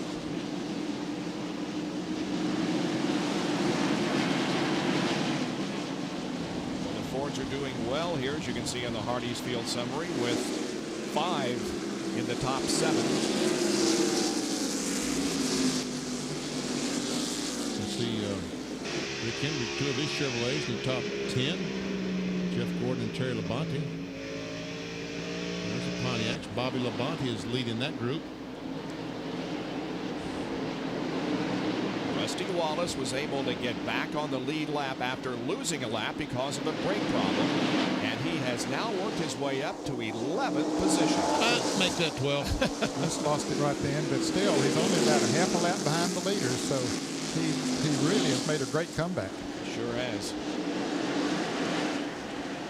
And the car looks like it's a little worse for the wear, trying to work his way back through there, as a matter of fact. The battle for 7th here. We're on board with Jeff Bodine, looking back on Ted Musgrave. And Jerry has more on Ted. Well, they have been trying to get the car number 23 tight enough all night long, and finally Donnie Wingo made the call. They put 3 rounds of bite. I said 3 rounds of bite in that 23. And man, Musgrave is a man on the pitch right now. The car is tight enough. And by the way, you mentioned Jimmy Spencer. He is down here in the pits helping check the tire, check air pressure. He is right now the biggest cheerleader Ted Musgrave has. He'd love to be in the car. He was almost tearful when they put the green flag, but he is a part of this team and will be back, as Ned said, next Sunday. Boy, Jimmy has made no bones about it. He hates to be on the sidelines and see anyone else driving his car, but I know he's happy to see Ted doing such a great job in the Winston Ford. One thing it's doing, Jimmy is losing in the point standings. He was in the top 10 before he had to sit out these 2 races, but he's keeping that number 23 car up there in the point standings, and that is very important. Here's trouble on the front straightaway. Oh, a car, Brett Bodine has slid to the inside wall near the end of the front stretch. And the leader, Jeremy Mayfield, ran in the back of Jerry Nadeau. I don't think he hit him hard enough for any damage to the front of the car. I don't see any damage there. Yeah, I don't think he did. Jerry Nadeau had slowed down considerably coming to the flag there, which is what he was supposed to do because there was a car in trouble on the front straightaway, and Mayfield couldn't get slowed down quite quick enough. Brett Bodine got his car righted and pulled out ahead of Musgrave, or rather Mayfield. However, he is still a lap down in 32nd position. Now let's see how many of these guys will make pit stops now. Well, I don't know. They've only gone about 50 laps or a little less than 50 laps since they were in, so I doubt if we'll see them. It's coming around for the halfway mark of the race, but the $10,000 won't be awarded on this lap. Never see Brett Bodine just lost control coming off turn 4, and that's where all the smoke came from, is he nailed the gasoline trying to keep the car going off the wall. And we'll see what... Friday, he's on the bottom. Tracks clear, tracks clear, tracks clear, tracks clear. Go, go, go, go. Caution's out. Wally Dallenbach driving through the smoke and getting by unscathed. Sixth caution of the evening is out over Bristol Motor Speedway at exactly the halfway point. Well, now we'll see what happens on pit stops. Remember Jeff Gordon? If they make them. Yeah. Well, right now the pit road is open, and I don't see anybody making a move. Nope. Jeff Gordon, they all stay out there, giving up that, afraid to give up that track position, but 28's in the back pits, isn't he, John? Yeah, Benny, you're right. Along with Rick Mast and Bill Elliott, Dale Earnhardt, all getting 4 tires. Irwin said the car's good. Let's make it really good. So getting 4 tires. The same way Darrell Walker beats him out as to the 75 and 94. And there's the tire that got hit, but fortunately it just bangs against the wall and doesn't hurt anything. Just a minor hit. Okay. Well, the caution is out. We'll be back with more of the Goody's Headache Powder 500 in a moment. We remain under caution here at Bristol Motor Speedway, 254 laps into the Goody's Headache Powder 500. At this racetrack and a lot of others, you have to have both rear tires pulling in the same direction. Here's this week's track fact. Track facts are brought to you by Quaker State.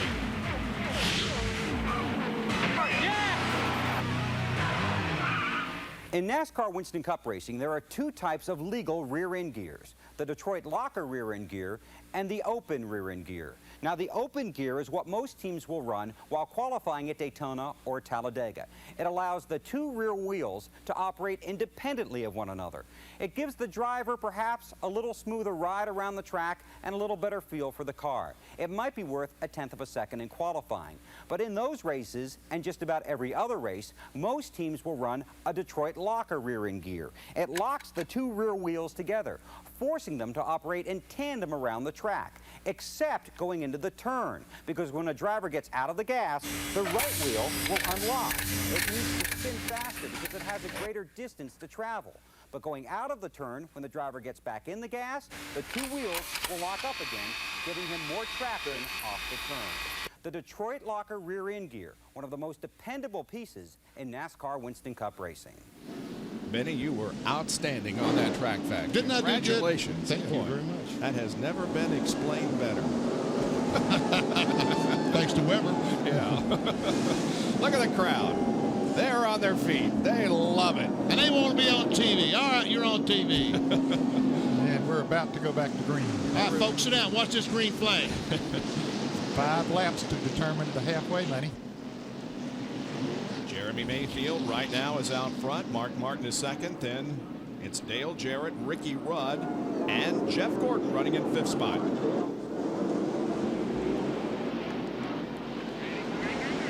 Green flag, green flag.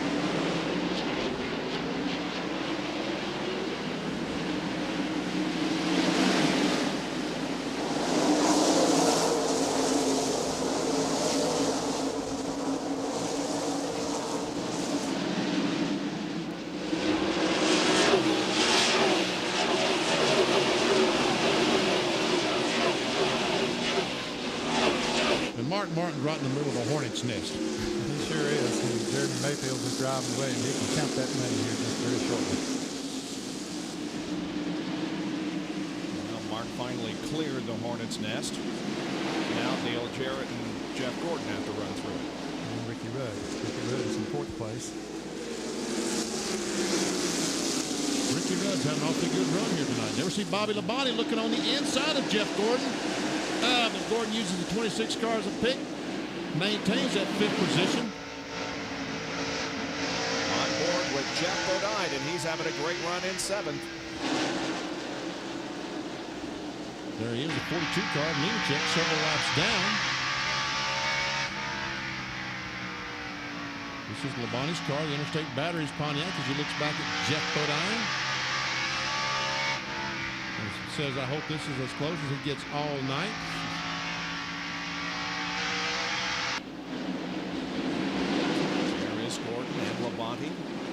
There's Terry Labonte, who's running back in 9th. Ted Musgrave just ahead of him in 8th. And Jeff Burton, I thought Jeff Burton's had a great run going tonight, up to 10th place. 99 car right behind Terry Labonte. There he goes. Give Jeremy $10,000 for leading at the halfway point. And right now, Ned, Dale is closed, falling back right in the clutches of Ricky Rudd. That's it. That situation that he's had every time on restarts, that car just for about 10 or 12 laps just won't go too good. He was about 5 miles an hour off the pace on the first lap of the leaders. Now he's gradually working back up. He's only just a fraction of a mile an hour slower than the leaders. But 28 is right on your back leg, will you? Right on. Yeah, he is. No kidding. I'll agree with that. Throw a little metal loose there. This is the third battle for the 13th position. And we can see the rear bumper cover on Skinner's car has been knocked loose. Skinner came in and got 4 tires during that last pit stop, and so did Kenny Irwin. Outside. Skinner is pitted here on the front stretch. Still there. Outside. Irwin on the back stretch. And Skinner trying to get by Schrader. That's 12th position we're watching. See Earnhardt.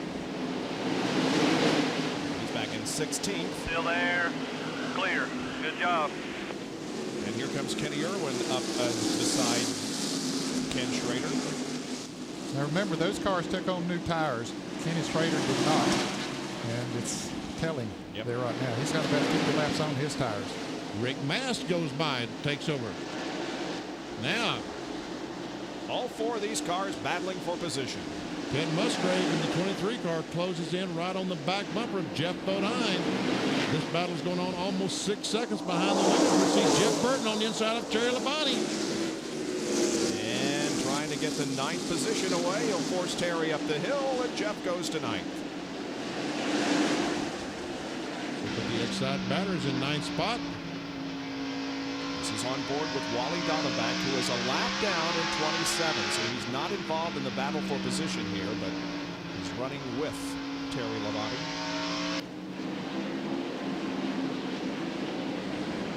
He is in a battle for position with the 1 car, Steve Park.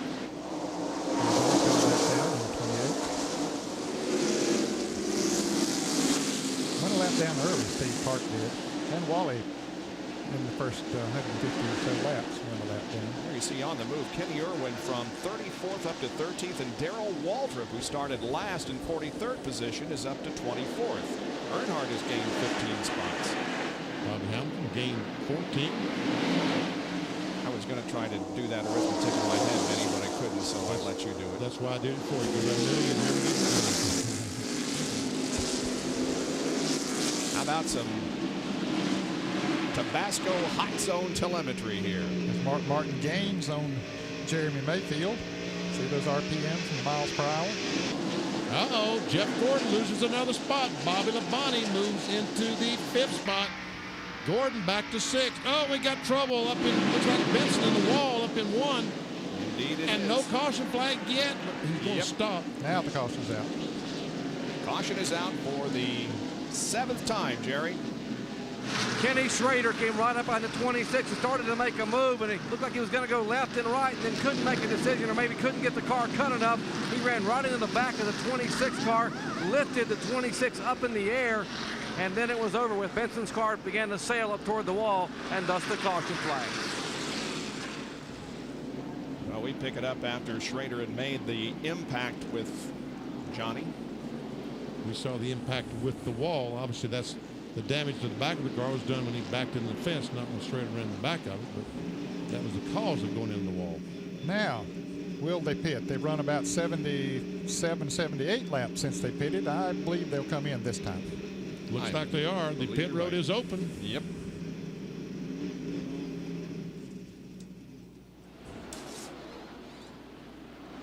Now we'll see if the Rainbow Warriors can get Jeff some positions on the racetrack in the pits, Bill. His last pit stop was 17.6 seconds. Triple pits on your screen. Right side tires for Gordon going on. They're going to make a track bar adjustment. Jerry punches in the leader's pit. A Likewise, a track bar adjustment in the Mayfield car. 12, 6, and 24. You're seeing Mayfield, Martin, and Gordon. Gordon is out. Here comes Mayfield. They are side by side. Looks like Bobby Labonte will be the first one across pit road. 17-second pit stop for the 24 crew. Let's go to John Kernan. Kenny Irwin and his crew talked about not making a pit stop, but they go with right side tires only. Let's see. It looks like he may be tied with Mark Martin, so he's going to come out in front of Jeff Gordon. Took only right side tires. He was a little bit tight that last run. Rick Masters come in. He's taking on 4 tires. Bill Elliott, last pit stop, took only right side tires. He's back in. He takes on 4 tires. They head back out there. So Irwin gains quite a few positions on the track by just taking 2 tires. Hey, look who just led a lap, Dale Earnhardt. Now, he had stopped not too long ago during the last caution, so he is the leader of the race now. More from John Kernan. Yeah, that was what, about 15, 16 laps ago. In fact, Earnhardt pitted once, took on right side tires. He then had to come back in and take on left side tires. So he got 4 fresh tires. They only had about 15 hard laps on them, so they decided to keep the Intimidator out on the racetrack to gain track position. So Dale Earnhardt up front, and look at the battle for position coming out of the pits. You're right. Here comes Bobby Labonte. There goes the 12. Here comes Dale Jarrett. And right behind them, there Mark Martin is leaving. And right behind him is Jeff Gordon watching all this stuff. There we see Gordon going out. Now, Bobby Labonte's one that made a great pit stop here on the front pits. Yep. He was running in 5th position, came out of that group in 1st, but he's not leading the race.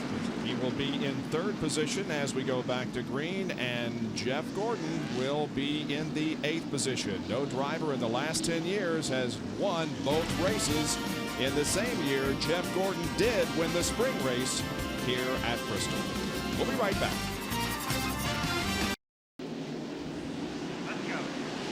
There's the green flag. We are back to racing here at Bristol, and there are several lap cars ahead of the leader of the race, Dale Earnhardt. Darrell Waltrip is running 2nd, and then Bobby Labonte 3rd. And a number of those cars in front there are just 1 lap down. Sterling Marlin, he's back on the lead lap. So is Steve Park and Ernie Irvin and Wally Dallenbach. They're racing for their life out there in front of Dale Earnhardt to try to stay on that lead lap. With the cautions you come out here pretty early. Hey, they'll be right back in. Wow, look at the traffic out there as Rudd moves below Gordon. Here comes Skinner. Oh! And there comes Ted Musgrave, the 23 car. I'll tell you what, when you get slow cars in front of the field of faster cars, your tires on at Bristol, that's a recipe for disaster. I hate to see a wreck develop in the middle of that pack there, but take out a lot of competitive cars. Wow, Jeff Bodine, who was running up in the top 10, is behind the wall. What's going on down there? Well, Bob, very tight quarters down here on pit road. Jeff Bodine has hit 18 cars' tires a couple of times, leaving his stall. This time he hit one really good. It knocked the radiator out of it. He's behind the wall. They're trying to replace it, get him back out. John Kernan. Bill Elliott just came on the pit road, took right side tires. He thought he had a right rear tire going down. It was very, very loose. Now Sterling Marlin's talking things over now with his Gucci Tony Glover, saying, hey, I think I have a left rear tire going down. Now Tony will take a look. He's come up several pits. He will look at the left rear tire as Marlin comes down on the pit road. Said left sides only. So Sterling with a flat left rear tire. So this is costing him, and there's a crash. Turn number 2, the 13 car. Dennis Setzer into the wall in turn number 2. Another scrambling to avoid him, including Chad Little. Break 4. Ernie Irvin and the 1 car of Steve Park, they got back on the lead lap. Dennis Setzer trying to get the thing started. There's a lot of raw fuel in the exhaust pipe. And when he tries to start it and he opens the throttles, look at all that fuel come pouring. The bank is just pouring all that fuel out of the carburetor. He probably realized that, so he said, let me get it turned around. He don't know how much damage he's got to that Ford. Whoops, better get out of there, Dennis. Now, I think he finally got it started. Yeah. Now, there we go. All they need to do is start the thing and get all that fire out, and I'd be good to go. Damage to the rear and the right front of the car. See the First Plus Financial crew. We see him there on the outside of Skinner as he come down, and then we see Ted Musgrave on the inside. And just a little touch from Cherry Labonte as he go down in the corner, and Setzer goes in that wall.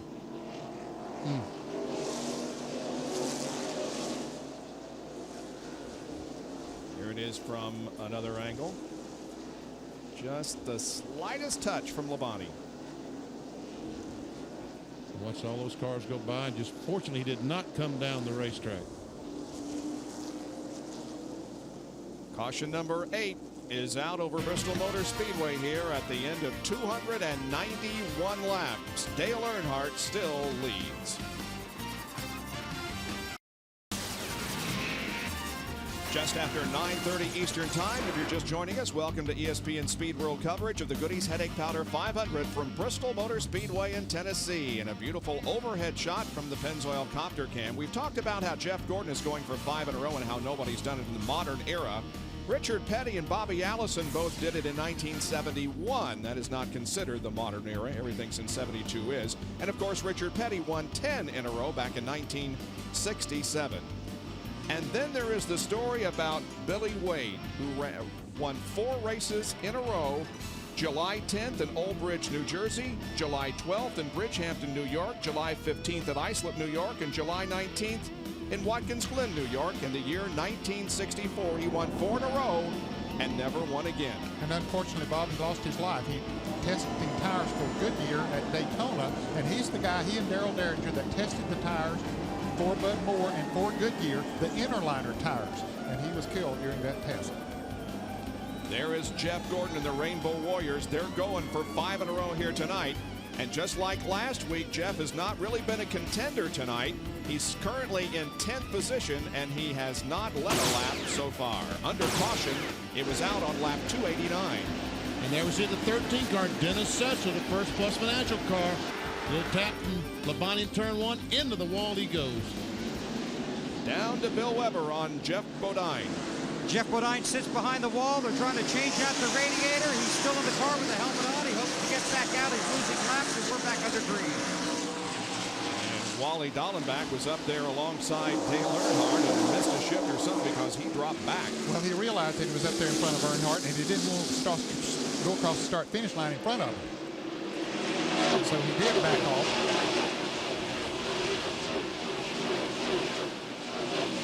Dale Earnhardt is out front at Bristol. Boy, we used to say that a lot. We haven't recently, but it's good that Dale is back out front here at Bristol. He's being pursued, however, by Bobby Labonte, and the interval is shrinking. And Jeremy Mayfield, and that interval is shrinking as well. The difference between second and third, it's inches. Here comes Jeremy. Boy, he's got a good car tonight. He's been able to go to the front that well.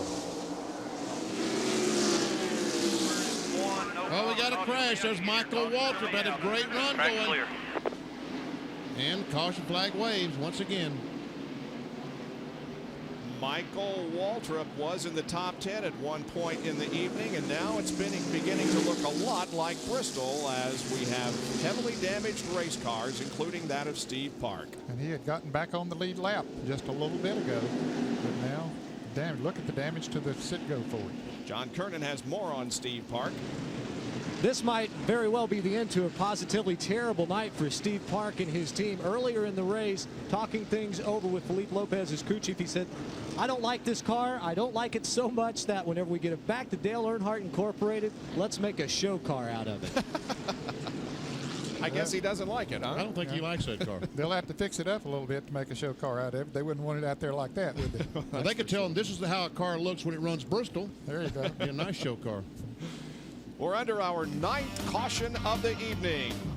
301 laps completed. Back in just a moment. Green flag, green flag. Green flag, green flag.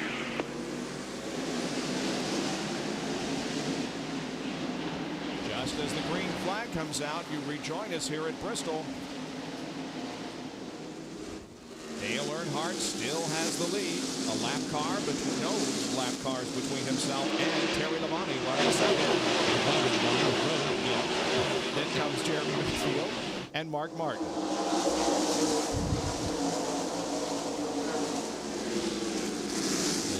see Mark Martin going on the inside of the lap car of Sterling Marlin. Said, let me go up here and race with these guys. And Sterling did exactly what Wally Dallenbach did there a moment ago. Earnhardt was very slow taking off, and Sterling jumped out, and then he had to put the brakes on almost to not beat him to the start-finish line. So that let a lot of cars pass him.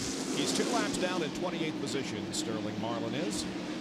He, of course, made a green flag pit stop when he had a flat tire.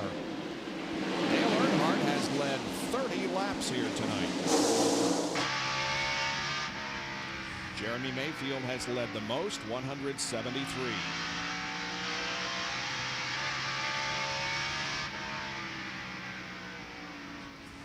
Mayfield taking a look at Bobby Labonte.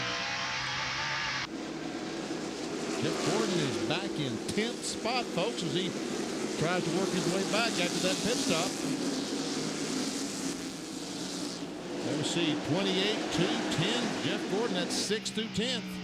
7th through 10th, I'm sorry. Bob's calculator.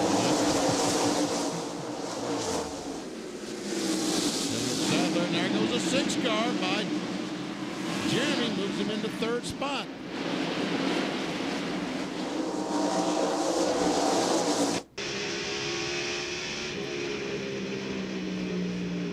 Martin had been running the fastest laps here since the green flag came out again. It still is.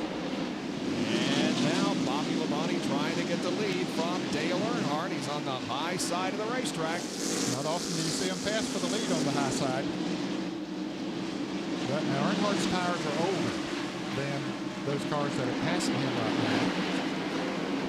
Bobby Labonte takes the lead for the first time this evening. You see Mark Martin going by Earnhardt on the outside, or trying to, I should say. Labonte becomes our 7th leader so far tonight. We're averaging only about 84 miles an hour because of the 9 caution flags that we have had for 62 laps. John has more on the right.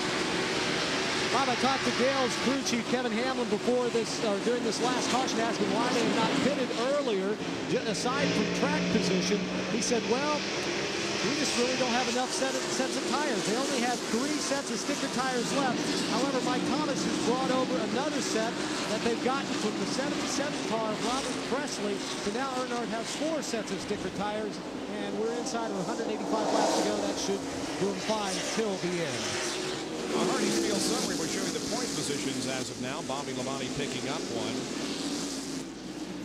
The top 2 or 3 staying the same. Now the 99 car of Jeff Burton has come up to challenge Earnhardt for the 4th spot.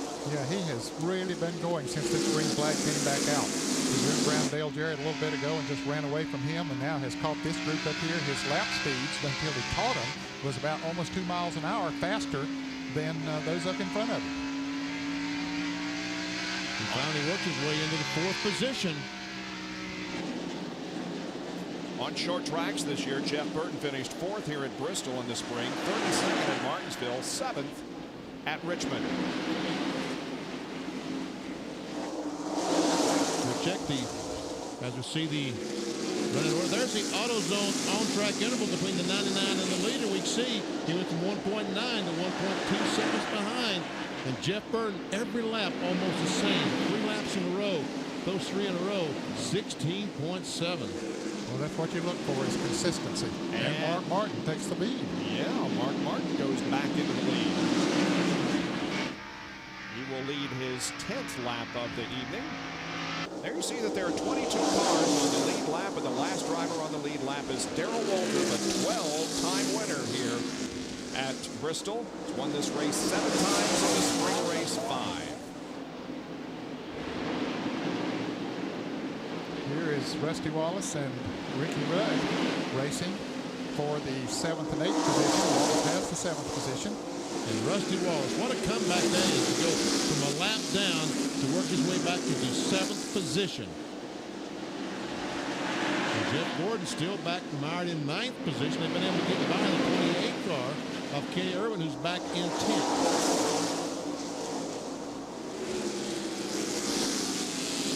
To the lap leaders there, Mayfield. Wow, 173. And look at Jeff Burton just whiz around the 12 car of Jeremy Mayfield. Jeff Burton in 3rd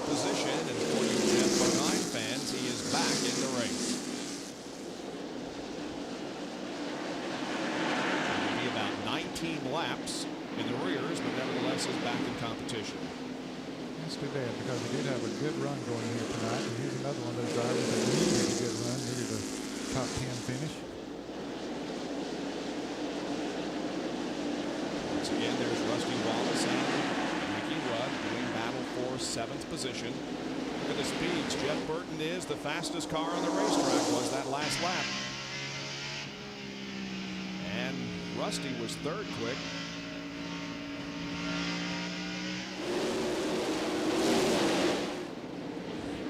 And Ricky Rudd's got to be almost as quick because he's staying right with Rusty.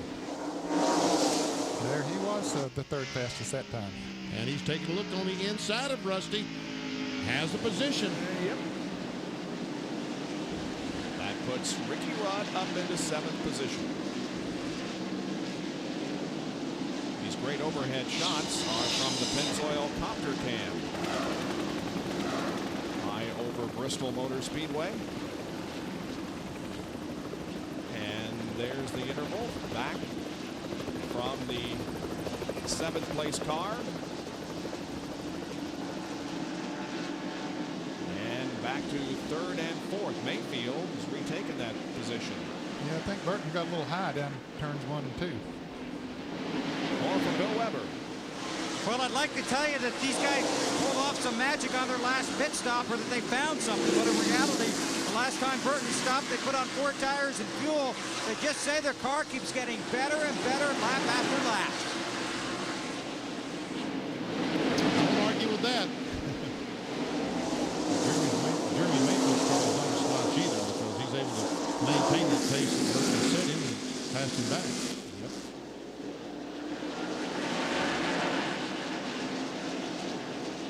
Mark Martin is the leader of the race by almost a full second over Bobby Labonte. Martin's average finish here at Bristol is the best of all drivers.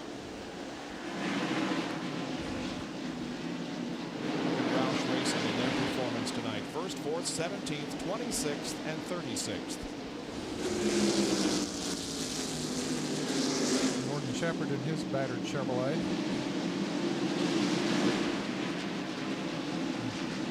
Brett Bodine, they're about to go another lap down. Brett is in 27th position, 1 lap down. Let's go for more on him. Bill Weber. And Brett is struggling in the car, involved in an early crash in this race. They knocked out the blower at that point. He's really battling the heat and some dehydration. They have Kenny Wallace in their pit with his helmet on, ready to replace Brett. They want to wait for a caution, but if Brett can't hold out, they'll bring him in and put Kenny Wallace in the Paychex Ford. Well, Brett's been involved in a couple of incidents tonight. That big one over on the back stretch, and then he crashed here on the front stretch. All that, he's still only 1 lap down. Here is Dale Jarrett taking the 5th position from Dale Earnhardt. And here's Ricky Rudd trying to take that 6th position away. Johnny Benson spent several laps behind the wall. He's 61 laps down, but back in competition.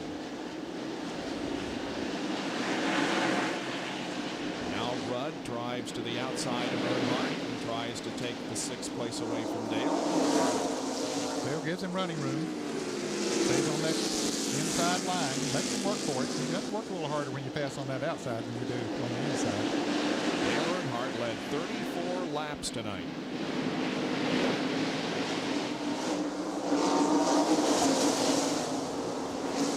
Rusty Wallace will be about in 7th position.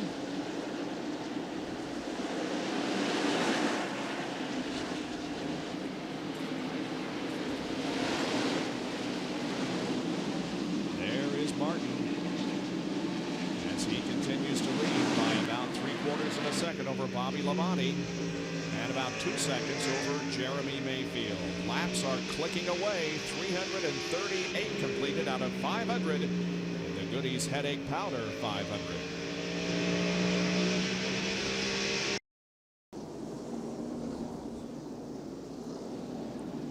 Seems like when we take a commercial break, we have another caution. That is the situation right now. Jerry Nadeau spinning off of corner number 2. Don't think he hit anything, but look at the pit activity now that is about to begin. Well, they could make it from here on, I think, as far as gas is concerned. 154 laps to go once they come across the start-finish line this time. Down to Jerry Punch. They have not made a single change in Mark Martin's car the past 3 pit stops. His only complaint, the car a little bit tight in the middle of the corner. Let's check in with Jeff Gordon down with Bill Weber.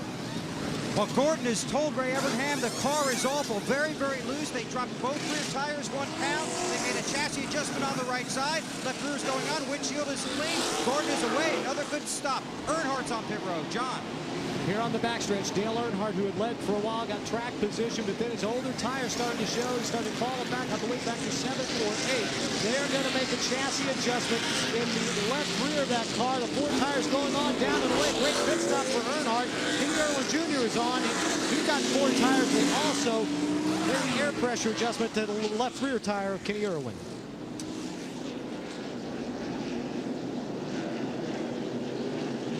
Jeff Gordon did pick up a position in the pits as the Rainbow Warriors had another great stop. Now, if these chassis adjustments work, maybe he can work his way towards the front. He is in 6th position right now, under caution because of this that was happening just a few minutes ago. Lap 345. Here's Nadeau. There's him spinning. Watch this as he smokes those tires. And watch Mark Martin just stop. Watch him stop because he cannot see in that smoke. Jerry Nadeau did a 360. Watch it, just spins those tires, goes around. Look, how would you see through that? Look, there's no, you can't even see the cars in that. No wonder they all stopped.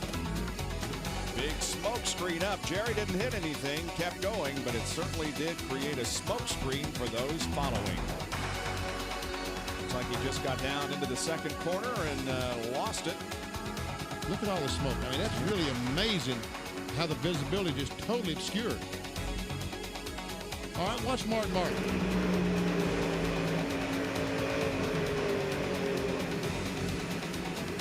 Get behind him. Man. That's what he's seeing in front of him as well. Now from Bobby Labonte's perspective.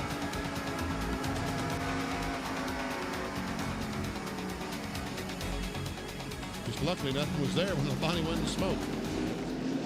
There is Nadeau, who was the spinner over there in turn number 2. Didn't hit anything that time. 9 laps down in 30th position.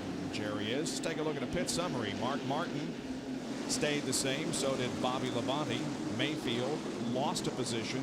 Burton gained 1. And Jeff Gordon gained 3. Yeah, from 9th to 6th. Earnhardt was one of the cars he'd labeled pass because Dale was pitted on the backstretch. He passed Dale Jarrett for another one. And Ricky Rudd, I think. Rudd, exactly. Green flag, green flag. See, Rich Bickle in the Thornapple Valley Ford out on the inside just left a couple of laps ago before the caution flag came out.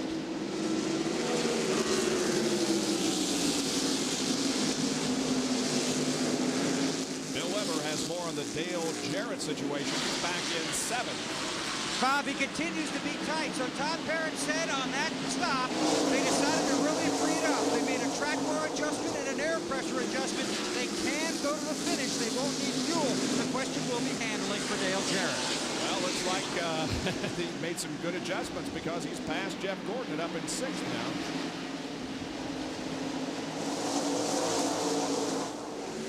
Ricky Rudd working on Gordon. And Jarrett works on Sterling Marlin, who's a couple of laps down.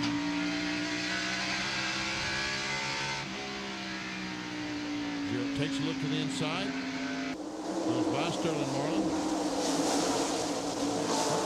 Something out there. And there's Jeff Gordon trying to get on the inside. Sterling Marlin. There comes Ricky Rudd, Mike Skinner. All those cars battling for position. That's 7th, 8th, and 9th. Mike Skinner's had a good run, and he lost that lap, remember, got it back, and he's been up in the top 10 quite a while now. Here's a Bud race recap. Mark Martin, your leader, has led 45 of the first 355 laps, 12 lead changes, 10 caution periods, totaling 67 laps, and the average speed just under 85. Here are your lap leaders. Jeremy Mayfield has led the most, but has not gotten the 5 bonus points for leading the most laps. Not yet. About 9 laps, he will be able to get those. They're the drivers that are off the track, whose cars are being worked on. And there are the 4 drivers who are out of competition.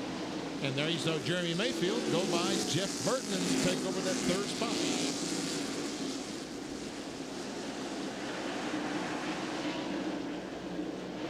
Bill has an update on one of the drivers who just come back in competition. And that would be Brett Bodine. He went back out on the track, but during that caution, he did get out of the car. Kenny Wallace got back in. They put Brett on oxygen, then put him in a golf cart. He was able to walk to the golf cart under his own power. They've taken him to the infield care center. He looks like he's had a tough night, but he also gave a little thumbs up. He's okay. We'll check on him in a couple of laps here.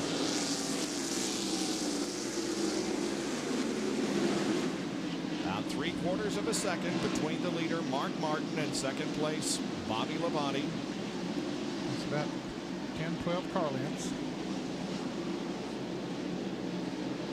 Well, we'll see the third and fourth place cars. There comes Jarrett and Gordon. We saw Jarrett pass Jeff Gordon a little bit ago, but he's not really been able to drive away. Dale Jarrett, of course, is very much in contention for the championship and would like to have Jeff in his rearview mirrors the rest of the race. He is third in points coming in, but as I told you earlier in the evening, the battle, the three-way battle for the championship in NASCAR Winston Cup competition this year is closer than last year. But the way things stand right now, Jeff Gordon had a problem, wrecked in last year's race. Dale Jarrett won the race, so he gained a lot of points in that one, so we might not be able to say that next week. There you see Jarrett was 280 behind at this point in 97 and 233 behind this year. But down there on the bottom, you see that Jarrett gained 266 points on Gordon after Michigan last year. And Mark Martin only gained 70, and that wouldn't be quite enough to win the title. But the bottom line is, guys, the battle for the championship is far from over. Oh, yeah. Yeah, too many races left to concede to anybody.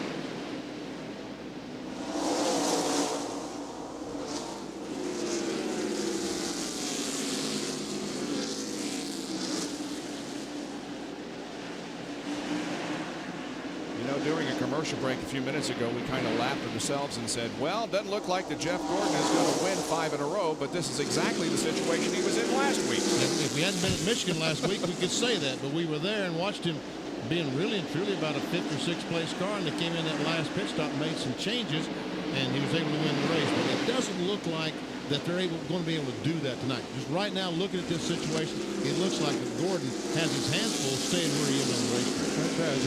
It's a work in progress, you might say, as they continue to make adjustments on that DuPont Chevrolet and trying to stay up there. But he just, as he said, he and Ray Evernham both before the race have said it to the media, we just hope to come out here with all 4 fingers on that thing with a good finish. There is Mark Martin, who is second in points, who has the lead right now, and Jeff Gordon started this race in 7th position, and only Darrell Walter back in 1978 was able to win from the 7th starting spot. Back in a moment.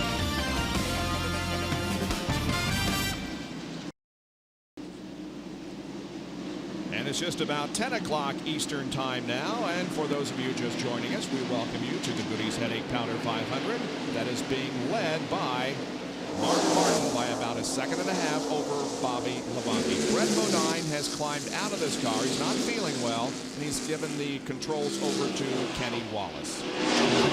Position 3 laps down. The paycheck's for number 11. You see the leader go by, Mark Martin, and there's Ward Burton. There's the second place car. He's 1.5 seconds behind Mark Martin. 12 car Jeremy Mayfield right behind him.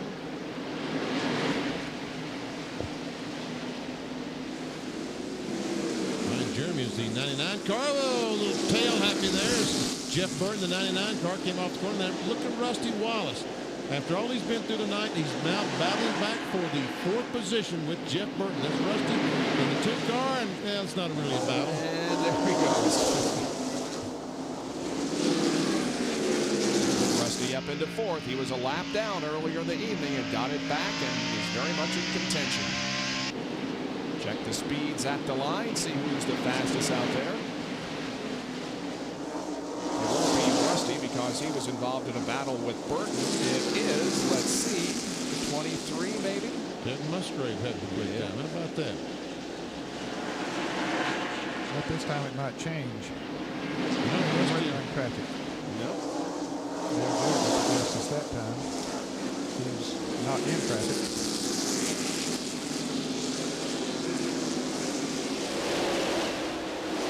This time we'll see that. Nope. And Dale Jarrett. Yep.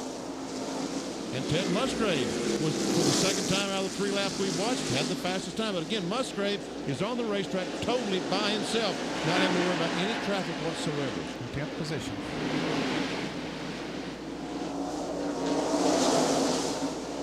And once again, Musgrave out there by himself, running some good laps.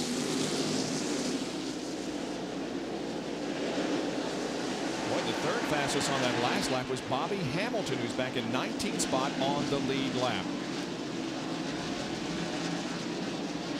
And we see that Jeremy Mayfield has been able to get by Bobby Labonte and take over that second spot.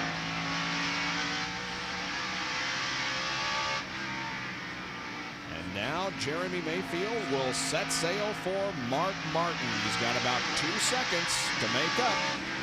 And Labonte has troubles with Rusty Wallace right on his back bumper, and there goes Rusty.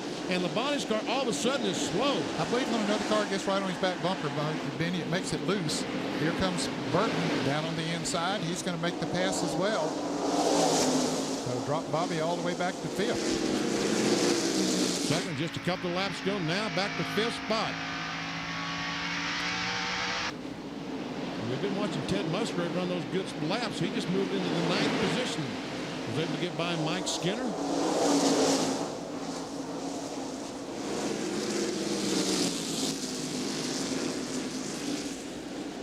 Chad Little in the 97 car there is 2 laps down in 25th spot. Bob in the straight. Yep.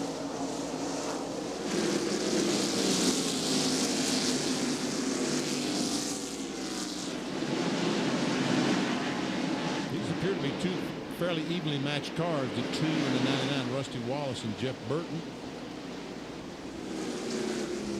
Napa Field summary shows you the manufacturer's battle, which is tightening up. There's the Ford leaderboard, and there are 5 Fords in the top 6.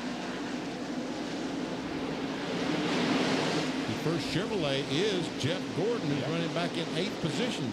The other car in the top 5 is the Pontiac of Bobby Labonte. Gordon's about 7.5 seconds behind Mark Martin.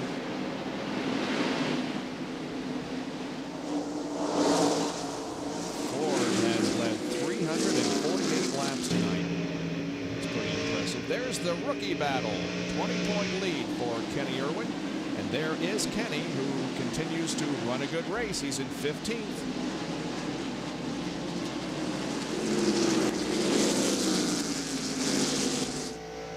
On board with Bill Elliott.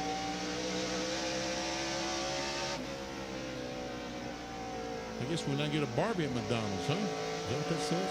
Yeah. Or are they talking about the Australian Barbie? Something to eat. Like shrimp on the Barbie, huh? Shrimp on the Barbie, yes. Mark Martin coming up on some lap traffic now. That's Elliott Sadler just ahead.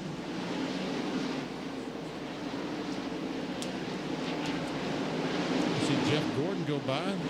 Ted Musgrave closing in, and there's Mike Skinner. There's a 10th place car. And a spin over in turn number 3. Wally Dollar. Got a spin right in front of him. Back her down, stay at the bottom, all the way to the bottom, all the way to the bottom. Go. And Jeff Gordon just barely escaped. I don't know that Ricky Rudd hit anything. I think he just might have just stopped. Ward Burton, in fact, hit Jerry Nadeau. That's where he got the damage to his car. Yeah, you may be right. There doesn't appear to be much damage, if any, on Rudd's, but Jerry's is. And the left front, this area is where Ward Burton ran into the 9 car. We can see the damage to the right behind the left front tire. Okay, they've got just over 100 laps to go. Hasn't been but about 50 laps since they were in. Will they stop again? Here's a replay. You ever see Nadeau? Well, they see Ward Burton has hit him. You see Ricky Rudd just stop. Your Jeff Gordon drives down to the apron of the racetrack. So does Skinner. So does Schrader. Kenny Schrader. And look at Terry Labonte. He's going to go by on the outside. Squeezes in there. But I think Rudd's car died once he pulled up there and stopped. And it took him a little bit to get it to fire it up. And they are making pit stops. Here's Jerry. All right, down pit road, just over 100 laps to go. Here is Martin in. They could have made it the rest of the way. Martin could have made it, so could have Mayfield, but this is a break for Rusty Wallace, who could not have made it the rest of the way on fuel. Now left side tires going on the Valvoline Ford of Mark Martin. Here comes Rudd, who will pull right in front of Martin on pit road after having stopped up there in the latest caution. Martin is down and away. Let's go to Bill Weber. Jeff Gordon continues to battle a very, very loose race car. They have made a chassis adjustment. They've got the left side tires on it. With a 4-tire stop, he's on his way. Kernan. Dale Earnhardt's crew in the middle of 4-tire change. No chassis adjustments. The left, the rug that's coming off. Tires coming off. They clean the windshield. There goes Bobby Labonte by it. Earnhardt's teammate Mike Skinner goes by. Now Earnhardt coming out. He'll beat Ernie Irvin out, the 28 car, to go around the bike out or around the wedge out of the left rear. And the 18 car will be coming back in on the front straight. Yeah, he came out in 6th on these cars on this side. Bill Weber. And they're going to lift the hood pins, and they're going to lift the hood and look at Bobby Labonte's underneath the hood. It's not an engine problem. Looks like they're looking for some suspension problems. Now, Bobby Labonte came across the radio very agitated after that last caution came out. So they're going to try and see if he has a suspension problem. Jimmy Makar shouting at him to lower the hood, get the hood pins back in, get Bobby back out. I imagine he'll be back in for another stop. Can't see the right side of the car. You guys have a better view of that. Well, it could be that they wanted to make a real major chassis adjustment. You can make a bigger chassis adjustment on the front springs than you can on the rear springs. And maybe they raised it to either take a rubber out or to make a big adjustment on one of the front springs. That's just speculation, but if something could have happened. See Bobby Labonte going by all these cars, catching up with the field.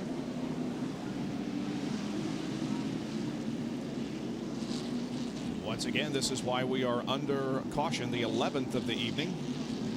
And Dallenbach, this is a, I don't know, is this the same? Yeah, the wreck is behind. Jerry Nadeau spun because Dallenbach had spun in front of him.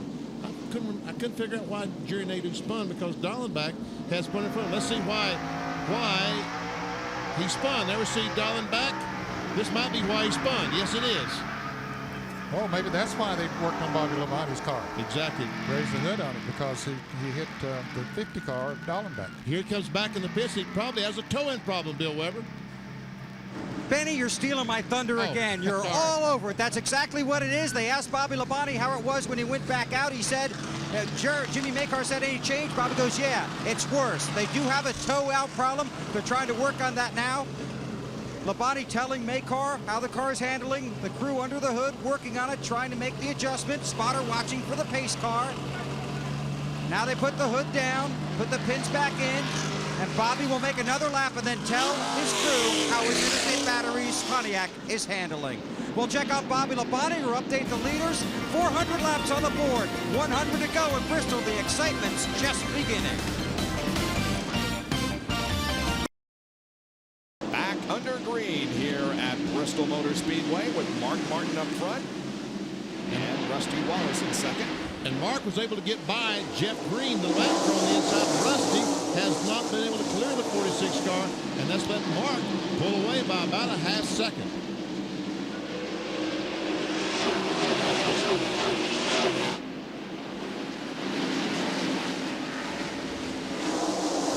Third and fourth place car, Jeff Burton, the 99 Excite car. Fourth is the 12, the Mobile 1 car. Jeremy Mayfield.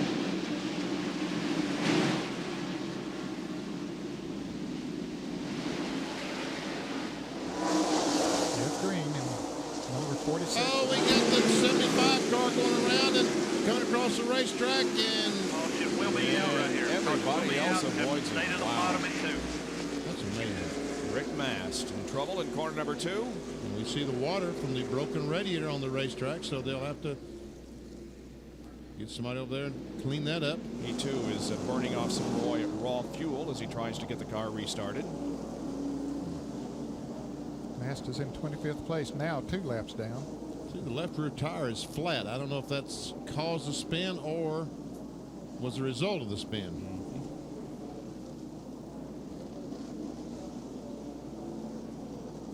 Well, that looks like a Bristol car, doesn't it? Man. We went so long without a caution, and now we've had several here in a row. It's the 12th of the evening. Tell you bad news. You Terry got what has a you got. report You just on going to Mike work that son of a bitch Skinner, around who's and get the sixth. Good run for him. Well, Bob, it has been a seesaw night for the Lowe's driver, Mike Skinner. He started on the outside of the front row, and the car was so loose when they dropped the green flag, he couldn't drive it. He got a lap down very quickly, went all the way back to 40th position. They came in and kept sawing on it. Larry McReynolds made a major change. 5 rounds of wedge in the car to tighten it up. Skinner now has come back in to loosen it up. He is all the way up to the 6th place. What a run for Mike Skinner. Let's check in with Bill Weber. Bobby Labonte leads pit road. They continue to work on the tow-out problem. He has 4 straight top 10 finishes. He was racing for the win. Right now they know they're racing for points. 90 laps to go here at Bristol. It's Mark Martin leading Wallace, Burton, Mayfield, and Jarrett. We'll be right back.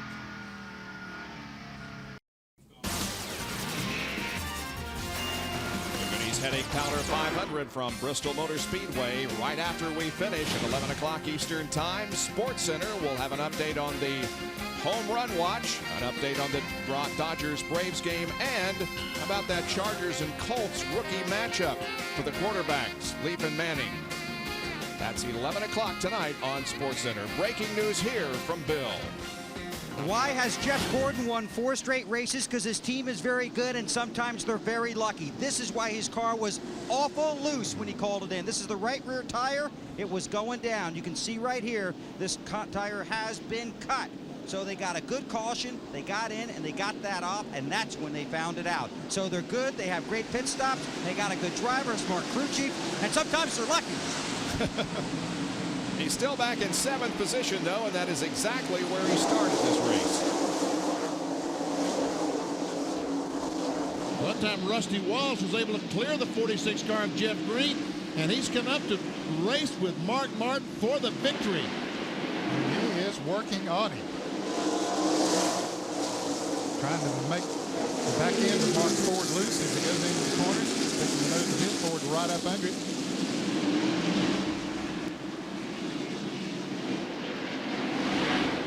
Laps to go. Jeff Gordon is back in 7th spot while Mark Martin and Rusty Wallace battle for the lead. Rusty going for his 7th win. And you say 7th place, but he definitely does not want to be in the middle of all these lapped cars. There's the 11 car, the lap car in front of him. There's a 40 car lap car on the inside. And there goes the 92 car by. It's Elliott Sadler. Here comes Earnhardt. This is for position. And boy, this is a place that you can really get in trouble if you aren't careful, and he is being careful. Earnhardt just took the position away. You can see how worried Ray Evernham is. He's shaking his head. Bobby Labonte just went a lap down. He came out of the pits late, and his car is not up to full strength now. Too bad. He had a good car and a good run for him. Gotta be nervous time for Ray Evernham. He's now back to 8th. Ken Schrader and Ricky Rudd are right behind him. And Terry Labonte was awfully high down in 3 and 4. Looks like he, I don't know if he's back up speed. I guess he is back up speed now. All those cars you see there battling for position. 18 a lap down, as we just said.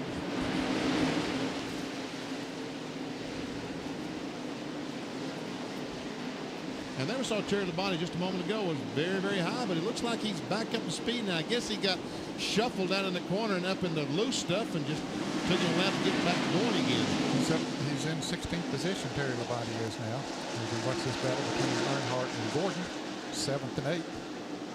And Rudd is right there, too. And Gordon is knocking on Earnhardt's door. And Earnhardt's going and said, okay, go by on the outside. Rudd says, okay, if you're going to leave the outside open like that, I'll go by on the outside. Just, oh, man, I didn't leave that to happen.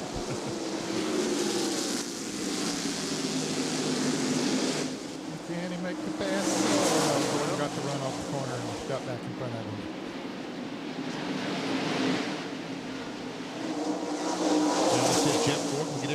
under control and catch Dale Earnhardt again. And this time maybe he'll take that outside move when it's offered to him.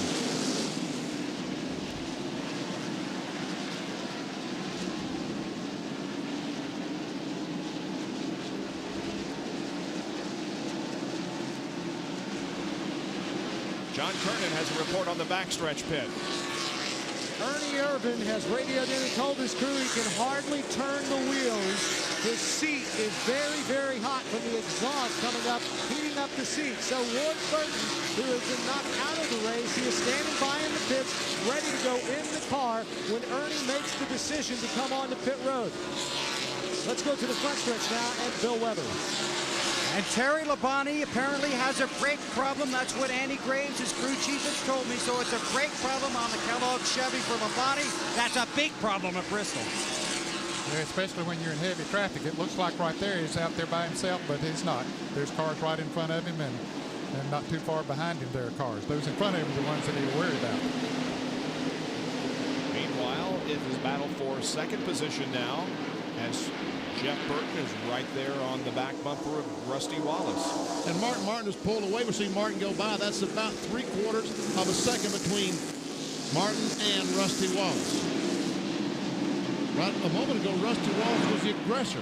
Right now, he's the defender. 70 laps to go in this race. And Jeff Gordon is taking that outside route that Dale Earnhardt lost him the last time. He got up there, Earnhardt offered him again, and Jeff Gordon took it. So he goes by Earnhardt and moves into the 7th position. And there goes Jeff Burton into second.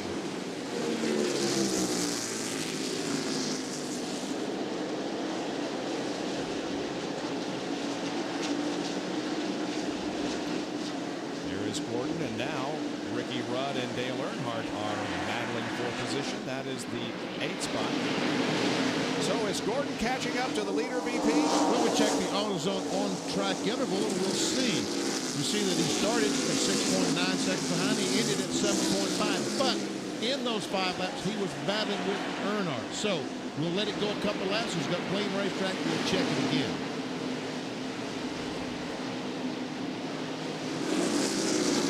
Four-time winner here at Bristol, Jeff Gordon, but all of his 4 wins have been in the daytime. Oh, we got a spin. Is that Jeremy Mayfield? Yes, it is. And so far, no one's hit him. Boy, Dale Jarrett just missed him. Caution waves once again. All that. He's running into what, 2nd or 3rd or 4th spot? Somewhere in there? He was running 4th. He's still on the lead lap. He got it going again. Now, this is really 65 laps to go. How many of these cars will pit, if any of them? Yeah, it'll surprise me if they do come in. It's only been, well, now what's happening here between Darrell Waltrip and Mark Martin? I guess Mark has slowed down to let Darrell go by, and Darrell wouldn't go by. I guess he didn't feel like he was entitled to go by, is all I can figure out. Anyway, the pace car goes back out. Jerry Nadeau goes back on the racetrack after that collision up in turn 3 a moment ago. Darrell Waltrip is 4 laps down in 27th position. Well, let's see here. There's Darrell running up beside of Mark. Ooh, and he hit him. Yeah. So I guess, oh, that was the conversation. What are you doing, man? Here's the crash. I guess, I don't know if the 12 car of Jeremy Mayfield got just a little high, or there was slight contact between he and the 18. Hard to tell.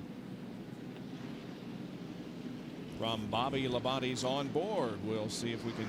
Yeah, can't tell anything because it's in front of him. I tell you what, when you're sitting still in the backstretch, your car's coming by at 130 miles an hour. That's kind of scary. Jerry Punch. All right, some minor damage on the front of Jeremy Mayfield's Mobile 1 Taurus. He said he got into the 18 car on the racetrack. That was the contact and the reason for the spin, according to Mayfield on his radio back to crew chief Paul Andrews. Left side tire is going on. Left side tire's on. Earnhardt is in the backstretch in front of John Kernan. And we would anticipate a 4-tire change for Dale Earnhardt. The lefts are over the wall already. Crew comes around. They'll take the left nuts off. No adjustments so far. They figure, hey, we're back a little bit. Might as well put 4 fresh tires on this and see what Earnhardt can do with, about 62 laps remaining. Earnhardt has 4 fresh tires. We'll see if he can move his way toward the front. Earnhardt leaves the back pits and goes back onto the racetrack. Mark Martin leading here with 438 of the 500 laps completed. We'll be right back with more from Bristol Motor Speedway.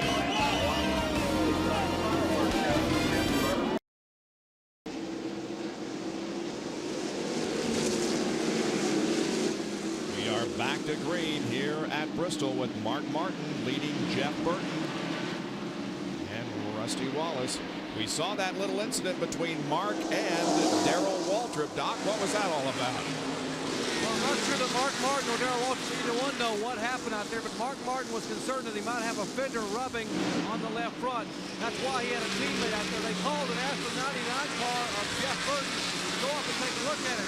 Burton moved up the side margin a moment ago during the caution flag and said, Mark, turn your wheels back and forth. He said, I don't see anything rubbing. I believe you're going to be okay. Now, Burton could have said, yeah, I think it's going to rub. You need to pit. Of course, he would have been the leader. His teammates don't do that to teammates.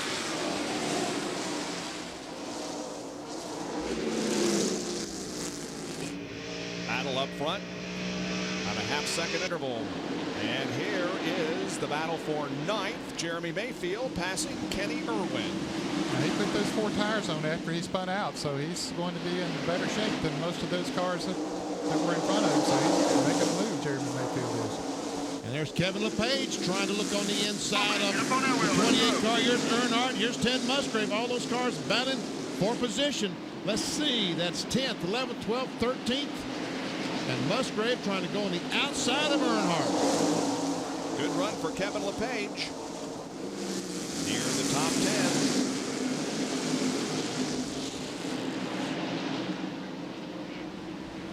There's Jeff Green, the money store. He's a lap down and has gotten up in the mix here.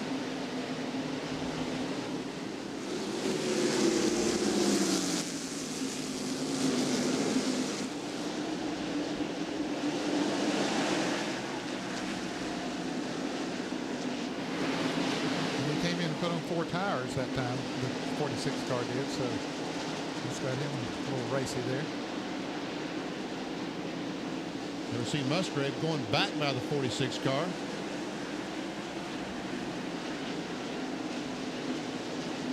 We'll see a little contact between the 3 car and the 16. Dr. Earnhardt hit the brakes hard. Something drugged. And LePage right now is not able to keep up with the 28 car. Points position staying the same at the moment through the top 10. Earnhardt trying to look on the inside of LePage. More contact. And Kevin lost 2 positions. He lost one to Earnhardt and one to Ted Musgrave. Meanwhile, the 28 car, Kenny Irwin, is on the inside of Schrader, takes a spot away. Here comes Earnhardt. That's going by Schrader. Wow, look at this. And there's some contact between Musgrave and Earnhardt. Now LePage is coming back on the outside. It's hard to keep up with so much action going on around you. Telling you. They are racing. And, you know, with less than 50 laps to go, they got to go at it. Here's LePage diving on the inside of Earnhardt. Made it look easy. Now here comes Musgrave. He's trying to get on the inside of Earnhardt. Can't quite do it. Kenny Irwin, who was leading that line of traffic, is back in 9th position. Wow, good run. Here is Martin. And now it's about a 2/3 of a second lead over Jeff Burton. We'll be right back to Bristol.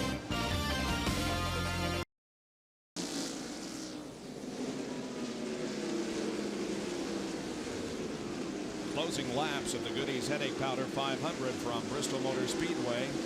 The Pennzoil Copter Cam providing this overhead shot of the 140,000 spectators who gathered here tonight to see this race. in which Jeff Gordon could win 5 in a row. It doesn't appear as if he's going to. He is running in 6th position right now, 5 3/4 seconds back, but let's not count him out yet. He can do amazing things in closing laps. Mark Martin is the leader of the race. There is Jeff. Right ahead of him is the 5th place car of Mike Skinner. He's been gradually closing in on Skinner. And now has caught him. He lost about 10 car lengths behind him, and now he's only 1. NASCAR hot zone telemetry here on Skinner's car. His accelerates down the straightaway to 120 miles per hour or so.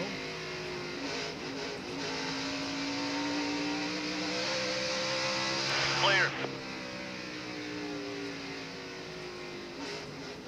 Right on your back, on your back, on your back. On your back is right, on your back is right. Musgrave coming into the pits. An unscheduled pit stop for him. He drops out of the top 15. You see Skinner going in the corner. You know, Jeff Gordon right now, I mean, he realizes, they all realize that he does not have the car tonight that these other guys do. He's trying to get all the positions he can. We see he's got a hit pin out. Right on you, right on you. Watch the 9 car up high. Keep her down. Don't let him in there. Corner, inside corner. Oh, and He's there. Still there. Still there. Still there. 40's there. They got him. Good job. You got to go. Attaboy. Jeff up into 5th. Fan over there on the back. Irwin has spun, but no caution. He gets going again. No caution as Irwin drives away. He was in the top 10, and here is Mark Martin. It's around Darrell Waltrip with ease, and now Kenny Irwin is about to go a lap down. the problem is, look, the 99 car is right. I guess when the 28 car spun, that Mark backed off because of that, because the spotter probably told him caution was out. And check this out, the 99 car is closed up to right on his rear bumper, and now Irwin wants to try to stay in the lead lap, so this is double problem for Mark Martin. Irwin is 15th. There's Jimmy Finney. Mark Martin's crew chief. And of course, he's racing with his teammate. Now Kenny Irwin does go a lap down the Texaco car. In 15th spot, Bill Weber has a report. Well, as they look on from Jeff Burton's pit, this may be his best run of the evening. His car is good on short runs, okay on medium runs, but normally tonight, not very good on long runs. After about 50 laps, he starts getting very loose. Right now, he's able to hang on. The question is, can he catch Mark? That is the question we will answer in 24 laps. Doesn't look like it. Now Mark pulls away now that he got past Kenny Irwin. You can see the distance there as he puts a lap on another lap on the Joe Nemechek car.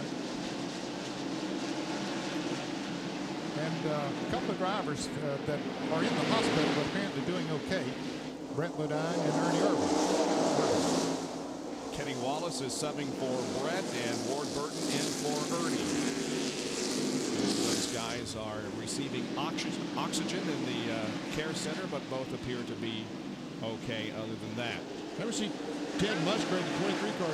Ned mentioned just a moment ago he was on pit road making an unscheduled pit stop. I'm told the right front tire was flat, Ned, on the Winston Ford. And that's too bad. He's 2 laps down. It's hard to make a pit stop here and not lose a couple of laps. They're right up on you, on you. Yo, looking. Yeah, you need to let him go, Mike, because he's faster with those new tires. He's a couple laps right down. on your back, right on your back, right on your back. Inside, clear. This is not for position. Coming again, here he comes. Clear down behind him, go. Now go, because the next car will be for position. That 12 Got car 20 to here go in here, Mike. Stay with him, clear high. Driving your ass off, but we gotta go here, you got it. Low cars here, 91 to 50. Stay with him right there. Go, go, go. Clear. Don's like, why is he moved over, let all those cars go by? Oh, there's Jerry Major up in the high stuff, got in the outside retaining wall. He's coming on around, so I don't know if he needs to make a pit stop or not, but he's staying up there as cars continue to go by him. There's There's Kyle Petty going by. Kyle still having a good run, still on the lead lap in 12th place.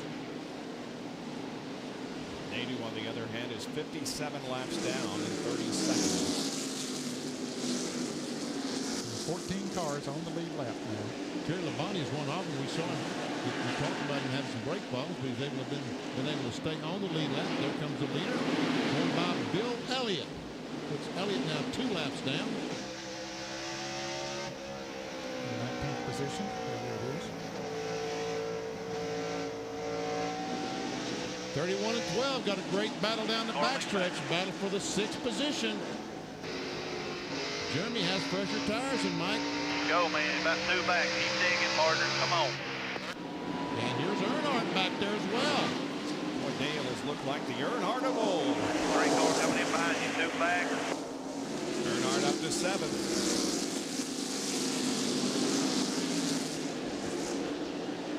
14, Mike. Big tough. 14 laps to go, they're telling him. Hang tough, run as hard as you can. Come on, baby. 34 laps tonight. Here's 10th and 11th now, the 16th of LePage and Bobby Hamilton.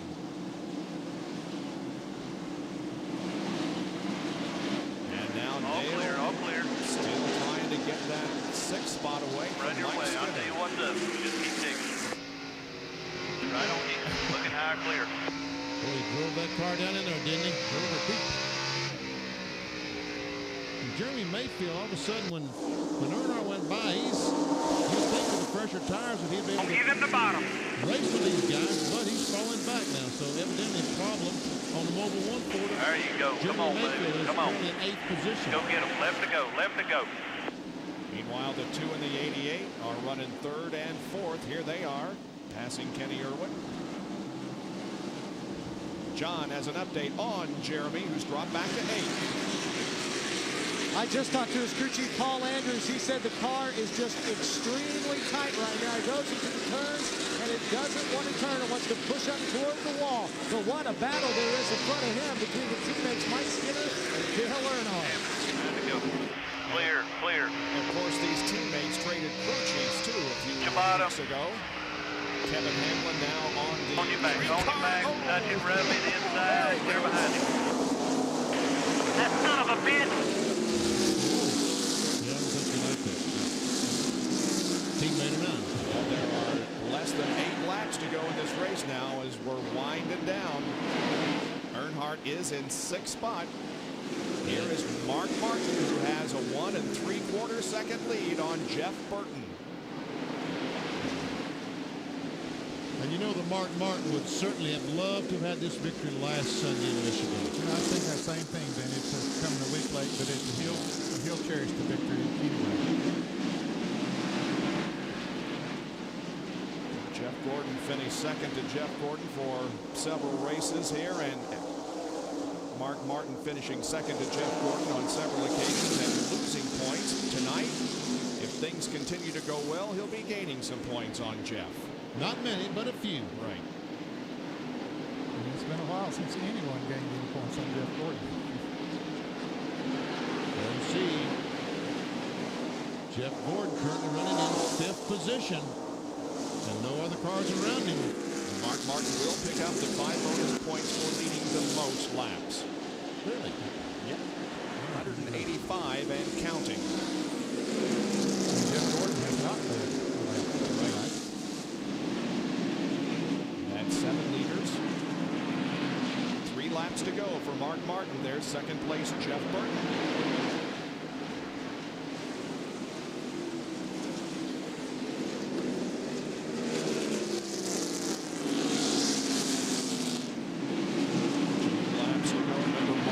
After he lost at Michigan last week, but he wanted to go home, regroup, think about it, come back to Bristol and kick butt, and he's doing it. I would think we'll probably see a more emotional Mark Martin in victory lane than we've seen.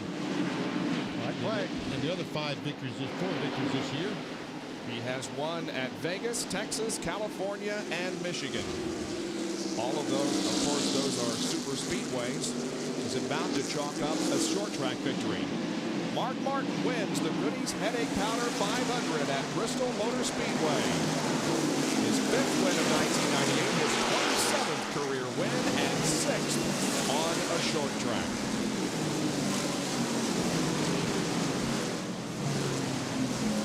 Jeff Gordon has a moral victory by finishing in 5th position tonight, but he does not win the 5th race in a row, and so the streak continues. No driver in the modern era has won 5 in a row. Mark Martin wins here tonight. Back in a moment. It is a very exhausted Mark Martin who's in victory lane, but he has won the Goody's Headache Powder 500.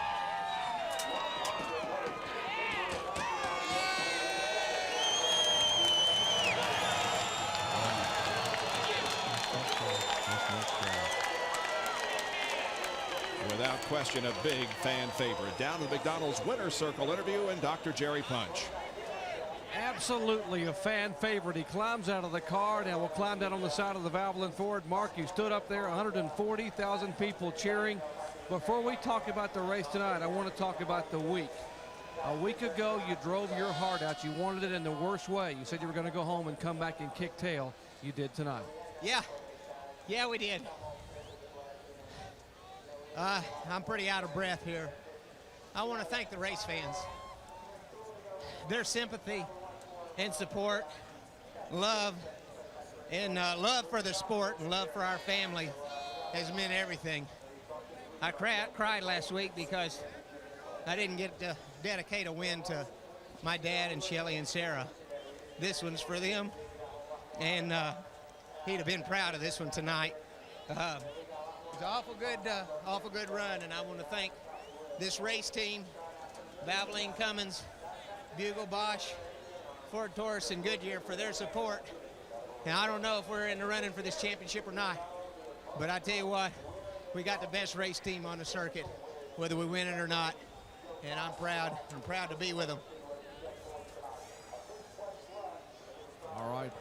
Mark Martin, emotional victory lane, Bob. And, of course, you know how much he wanted it last week, and the crew said there were tears all week long. He wanted to be back in victory lane, and indeed he is tonight.